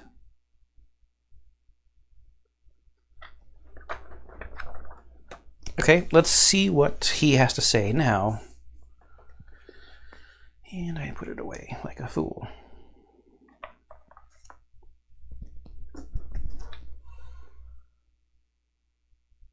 He now has a new quirk, a deep voice. Your mentor is here, giving last advice, wishing exiles well as they depart.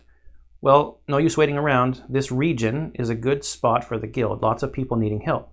Just heard of some pests causing trouble nearby, and there's a village not too far from here where you can pick up some jobs. All right.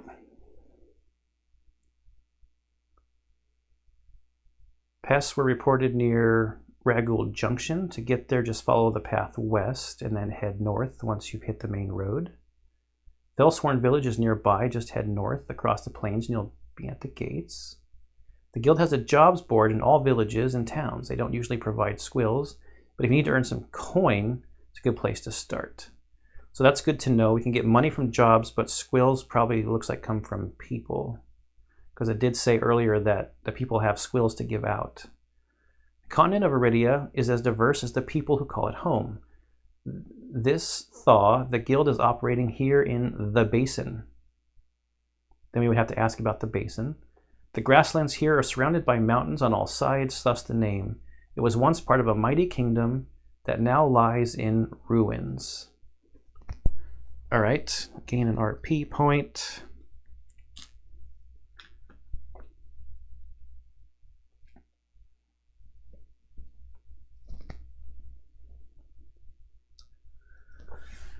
Let's leave this location and head out into the world map to explore further.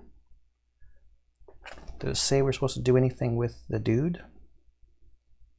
Nope. Players move to the hex 2 pointer on big 0. From there, take the leave location action. All players place their miniatures on the mode token adventure side up. Our location is represented by the party token still on hex E2. Put all the area map associated cards from these areas back into their respective active decks, maintaining the ascending order. Okay, so these go on the adventure thing. I will put those away later. I think it said that resets in the next combat. I will put these cards all away later. We don't need the combat dice. We are on hex E2 still.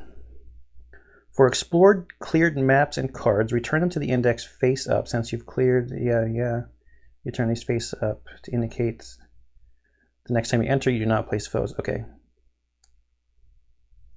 POI 0 and NPC 0 are returned to their active decks as cleared to show that you've earned the RP and can't earn it again. So what they're talking about here is you would put them back into their boxes on this side, with this side facing forward, versus having it in the box with the name on the left hand, or with the number on the left hand side. Because the number can either be on the left hand side or the right hand side. We put it back on the right hand side, showing we've got the RP points from these already.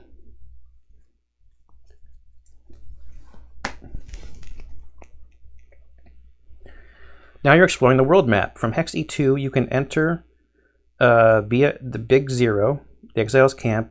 You can also interact with Point of Interest 1 directly from the world map, since it's listed on the hex.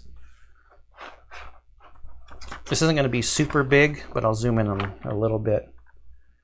Yeah, you can hardly see it, but it says Big 0 Guild and POA 1 on there, as well as Exiles camp. Which is interesting to note, because that you can interact with, you could interact with the Point of Interest if it's on the hex, apparently. Town actions are divided into categories thematically. Different towns have different options, but this town is also the location of the Exiles Guild and has some special options. Leveling up. Spend XP to increase your level. Train. Eventually you'll have more path skills you can equip. This lets you choose which ones you have equipped. Retrain allows you to unlearn skills and learn new ones. Leftovers. You can pay K to add 1 marker to all the party's empty knapsack or potions. Apprentice Smithy, you can pay 1K to repair up to 5 durability for the party. New member help. Once per day, you can take both the leftovers and Apprentice Smithy actions for free. If you have any wear tokens on armor from the practice dummy fight, go ahead and take the new member help now to remove those, okay? You just had 1. Other towns, you'll have to pay K to do those things. Now take the level up town action. Look at your character card, note the XP cost for level 1. Yeah, so the back of these cards,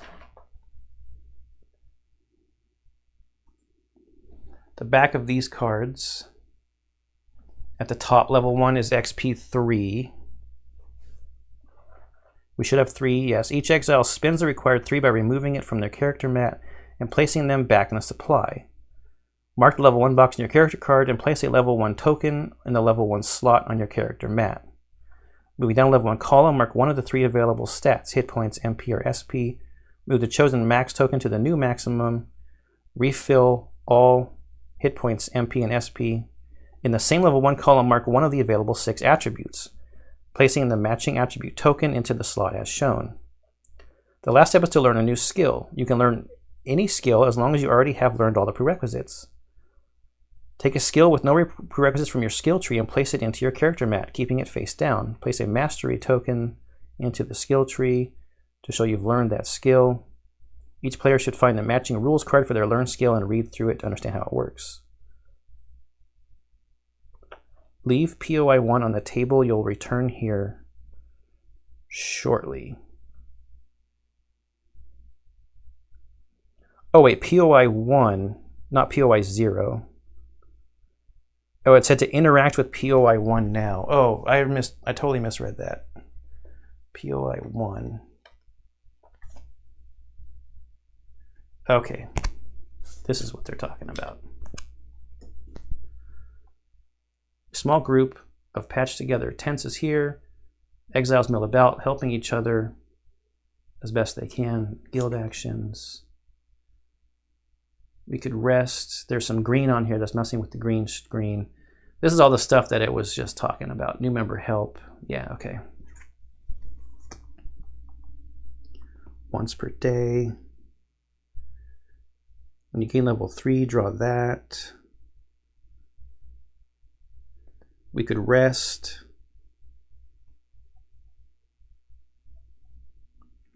Okay, so we're supposed to leave this on the table. It wants us to level up. So I need to look at some skills. So I'm going to throw in a cut, decide what I'm going to do for the level up, and I'll be right back. Okay, I'm back. I actually had to take a break to cook dinner for the family and stuff, so it's been a little while. Then I came back and I leveled up, and I think I did everything correctly. Also, in the meantime, I also printed out these printable character cards from the website to mark the stuff that I've done for the characters. So for Tippy, on the path of the wandering, our halfling, moving up to level 1, I took a SP and I took intelligence of 2. I did something a little maybe unorthodox, or maybe it's a good idea for Tippy and Nira here. I went with a stat that's not one of their main stats for this particular level, because I think when I get to the level 2, I'll take a main stat, because then it's like a 2-point jump. Because when we get to level 2, like if I want the endurance, I skip over the 2 and then I get an endurance plus 3. And I didn't have intelligence, but also for this character, there was something on the skill track early on that I think it was a healing potus or something that tests intelligence. So like, you know what, I'll get a little bonus to intelligence now, and that'll help me boost up my dexterity or endurance or something later. Yeah, so I did that. The skill that I took is called Staggering Shot, and it discusses in here how when you first get it, on its learned side, it stays on its learned side, and it tells you how you master it. So it says mastering. A learned skill remains face down and unusable until you have mastered it. To master a skill, you'll need to fulfill the mastery requirement. As soon as you fulfill the requirement, flip the skill and mastery token face up. It's now mastered. Some of them also have a eureka moment, like this one does, that pink lightning bolt. If the mastery requirement has the eureka icon, you get an instantaneous one-time benefit. When mastered, you can immediately use the skill as a reaction without paying any costs. So that's cool. We will learn about that, what it does when we actually master it and can use it. So that's what I took there for Tippy. For Nira, I took an MP, I believe. Yes, I took an MP. So I'm at MP 3. And which, see, like at level 2, the hit point is 5. So that's a 3 hit point jump at the next level. So that's pretty good. So I think I'll do that next time. And then I went to strength 2. Nobody has any strength bonuses. So I don't know if there's going to be any tests later where I need someone in the party to test strength. And I took Vicious Blade. And here's the mastery. While holding a dagger and adjacent to 2 or more foes, I have to pay 2 MP as a free action. And then I will get this new, it's some kind of an attack. Okay, so that's our roguelike character, Nira. And our Fae Magician only had 1 hit point before, so I took hit points there just because buffer of 1 is not great. And here I actually did take Wisdom, it's the second, maybe off main stat for this character, with the designs to probably go to an intelligence bump in the next level. So that was kind of my thinking. Could be way off. And I took Swirling Winds. Here's the mastery. Shift a foe with twin missile twice in one turn. I think maybe the path that led to, that's just the mastery, that's not the actual skill. So, all right. I believe we are done leveling up. That was a camp. An action we could do at the camp here. Spend our XP to level up.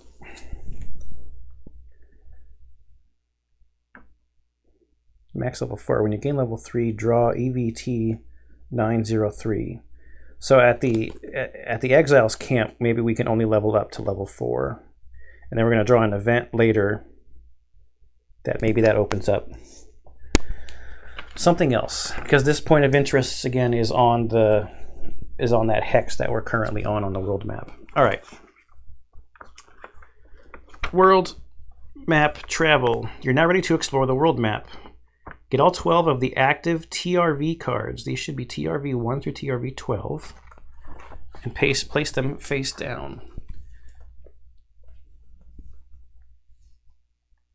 I'm going to guess it stands for travel. Just throwing out a wild guess.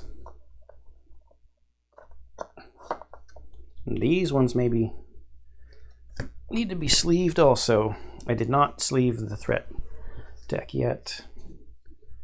1, 2, 3, 4, 5, 6, 7, 8, 9, 10, 11, 12. Okay. Get all the 3 travel tokens and place them colored side face up. I did that already.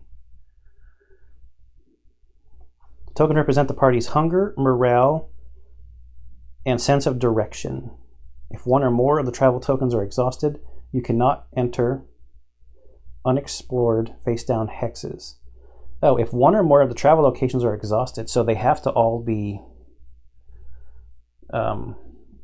face up in order to move to unexhausted locations, okay?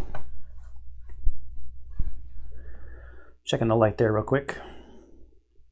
The most important rule when traveling is have fun. The second most important rule is you may only travel to an adjacent hex as long as there is a connecting terrain icon. There are 7 terrain icons. Okay, so it's probably going to be hard to see without putting the hex. So there's a connecting icon on the top, on the side, and on this side, but there isn't one on these 3 sides. So we can't go those directions. And I don't know which was the way to pop this thing out. I thought it was easy to pop this out.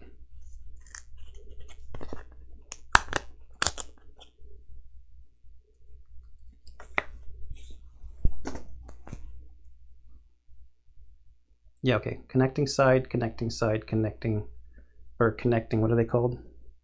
Connecting terrain icon. There's nothing down here, here, or here. And is it like a little mountain range? Oh, there's like a fence or something.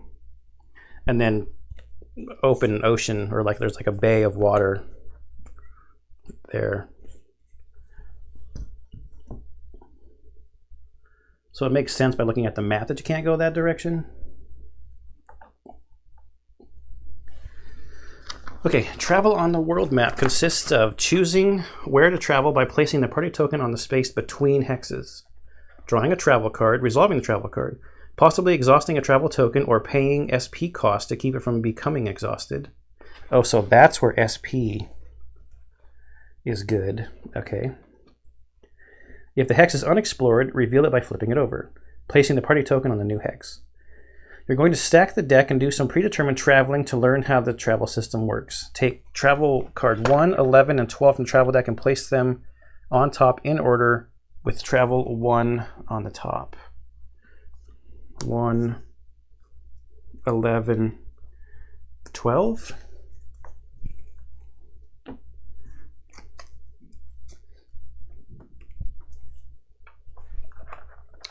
You'll be using these 3 cards for examples. Normally the travel deck is shuffled and you don't know what you'll encounter. Travel example 1. It's time to leave the exile's camp. Take the travel action, choosing to move to hex D2 by placing the party token on the space between the hexes. Yeah, okay, so we put it between the hexes. And we'd be going over a road symbol. Note the terrain you're traveling on. Okay, it's road. Draw the top card off the travel deck and locate the terrain type you're traveling on. Read the flavor text and the rules text below that.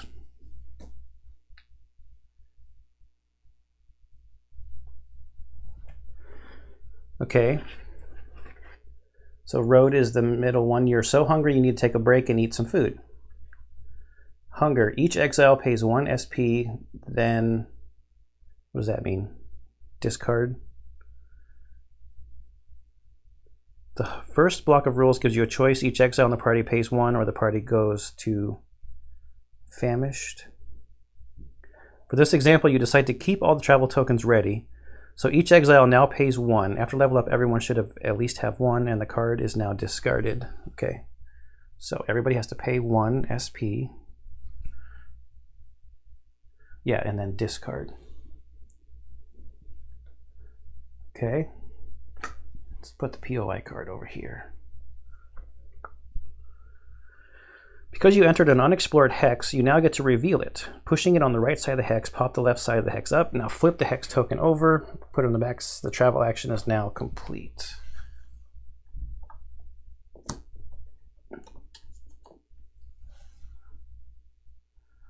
Ragold Junction. And this has icons on every side, but quite a bit of green. So it's like a road crossing. Lots of roads and some tall grass and plains. Tall grass and plains. Okay. Okay, did the travel. Example number 1. The new hex, Ragold Junction, doesn't contain any pointers to interact with. Not every hex on the world map contains pointers. It does, however, contain terrain icons on each of its edges, so you can travel in any direction from this hex. Take the travel action, choosing to move to hex E1 by placing the party token in between the hexes. Okay, and now that's going to be going over that plains icon. D2 to E1 is plains. Draw the top card off the travel deck. Locate the terrain type you're traveling on. Okay. It should be 11 for the scripted example purposes. Plains is in the bottom again. The journey is difficult and your spirits sag. Frustrated. Each exile pays 1 SP, then discard. If you don't pay, go to downhearted. Okay.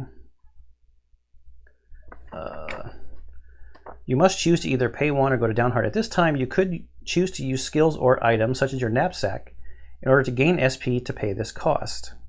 Yeah, our knapsack gives us 1 SP at the cost of a cube. Choose not to pay the cost and go to downhearted. Exhaust the travel token shown on the card. Then discard this card. Since hex E1 is unexplored, now reveal it and place the party token on it. This travel action is now complete. One of the travel tokens is now exhausted, so you can no longer choose to travel to unexplored hex until it is refreshed. Okay, so it was the feather. So we will exhaust the feather icon and explore E1. Northern Plains also has no pointers on it. couple different travel directions. There's some road and some more plains. You have to go up here, it looks like, to get to this space. All right, travel example 3. The new hex, Northern Plains, also doesn't contain any pointers to interact with. There are terrain icons connecting northwest to hex D1 and southeast to hex F1. Yeah, so the 2 unexplored places we could go, except for our thing is flipped, is up here or here is what it's saying.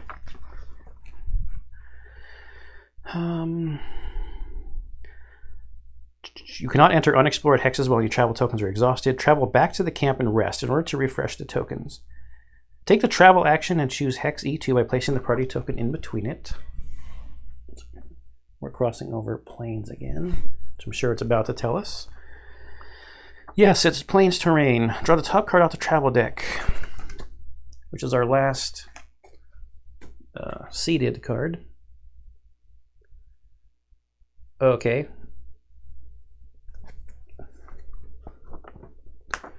This one tells us, the journey is difficult and your spirits sag. Even though you've already exhausted the morale feather travel token, you still get to choose to either exile to pay 1 or go to downhearted. At this time you can use skills or items such as the knapsack in order to gain it. Go ahead and do that. Spend a marker from the knapsack, and 1 exile gains 1. For this example, any exile is still at 0, pretend you have 1. You can now pay the frustrated cost. Each exile pays 1, and then the card is now discarded. Okay, so it wants us to use our knapsack, because it's probably going to show us how to refill it or something. So we're going to take a cube off of our knapsack to get an SP back. And then everybody's going to spend an SP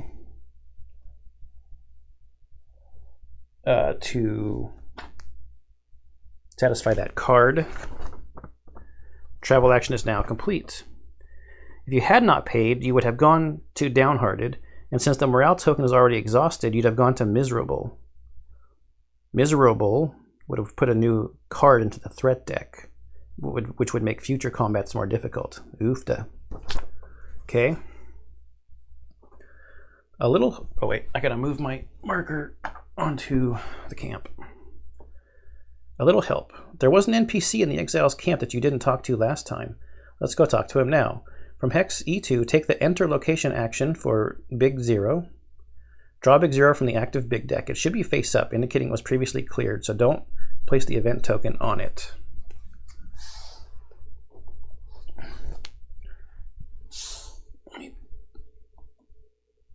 Oh, come on.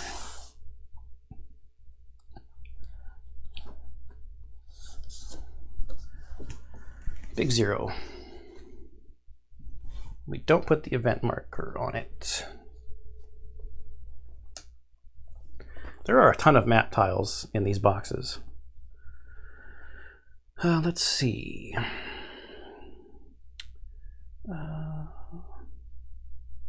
Place a map site up in play space, and all players place their miniatures as close as possible to the hex E2 pointer, because we're coming in from the map. And we will go there. Move adjacent to NPC 161 and take the interact action.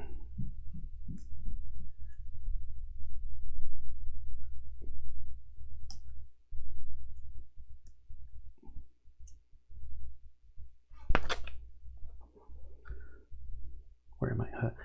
The guide draws the NPC 161 card from the active deck and reads it out loud to the other players. Explore each topic and return here when you're done. Don't scry anything at this time, but remember to talk to Sestian if you require help later. Okay, so we came back in to talk to this NPC.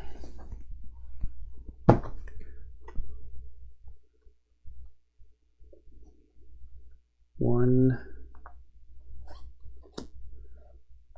61.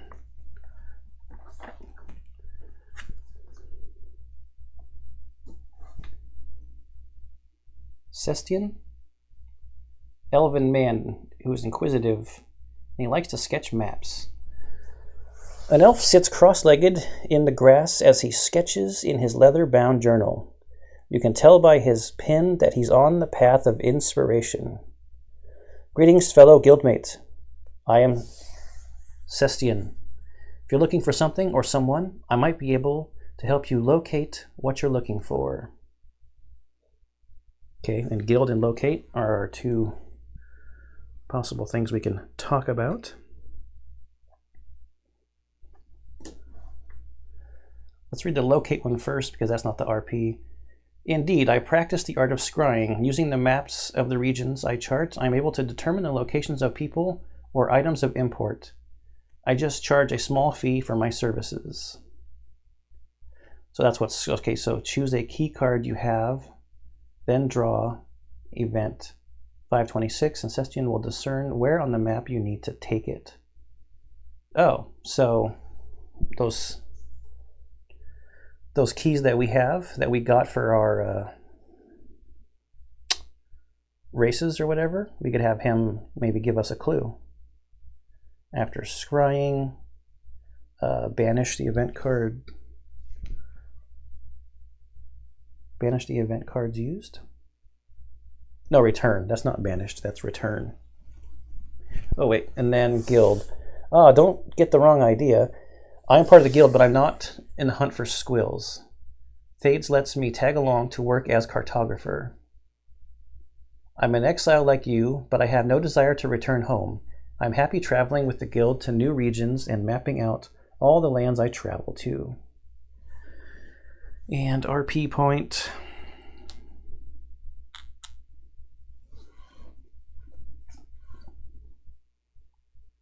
All right. I will put that away later.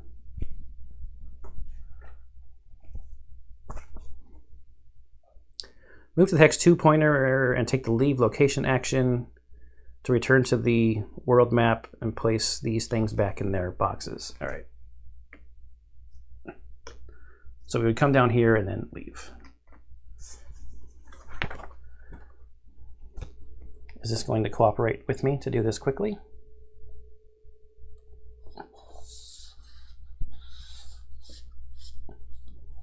%80 of the way.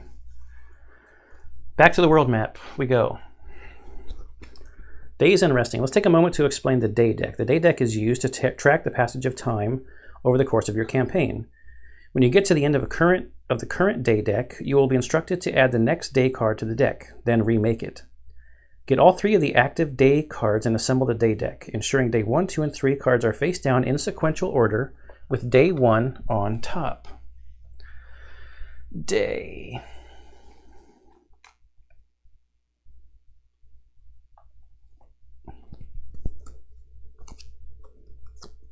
Day 1, 2, 3.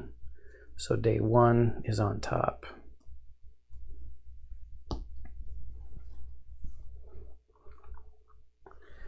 Interact with the point of interest 1 and take the rest town action.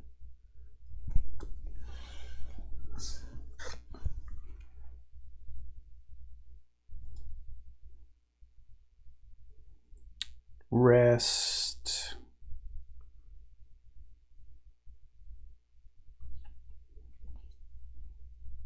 Take the rest town action.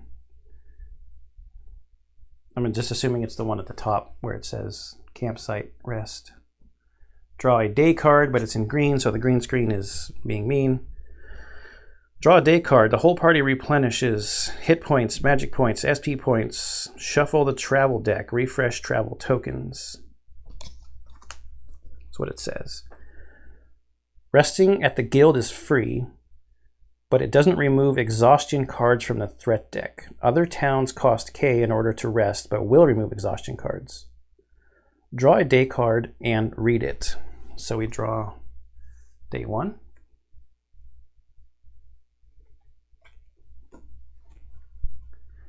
It's a wonderful day for adventuring. You feel the sunshine warm you as a gentle breeze caresses your face.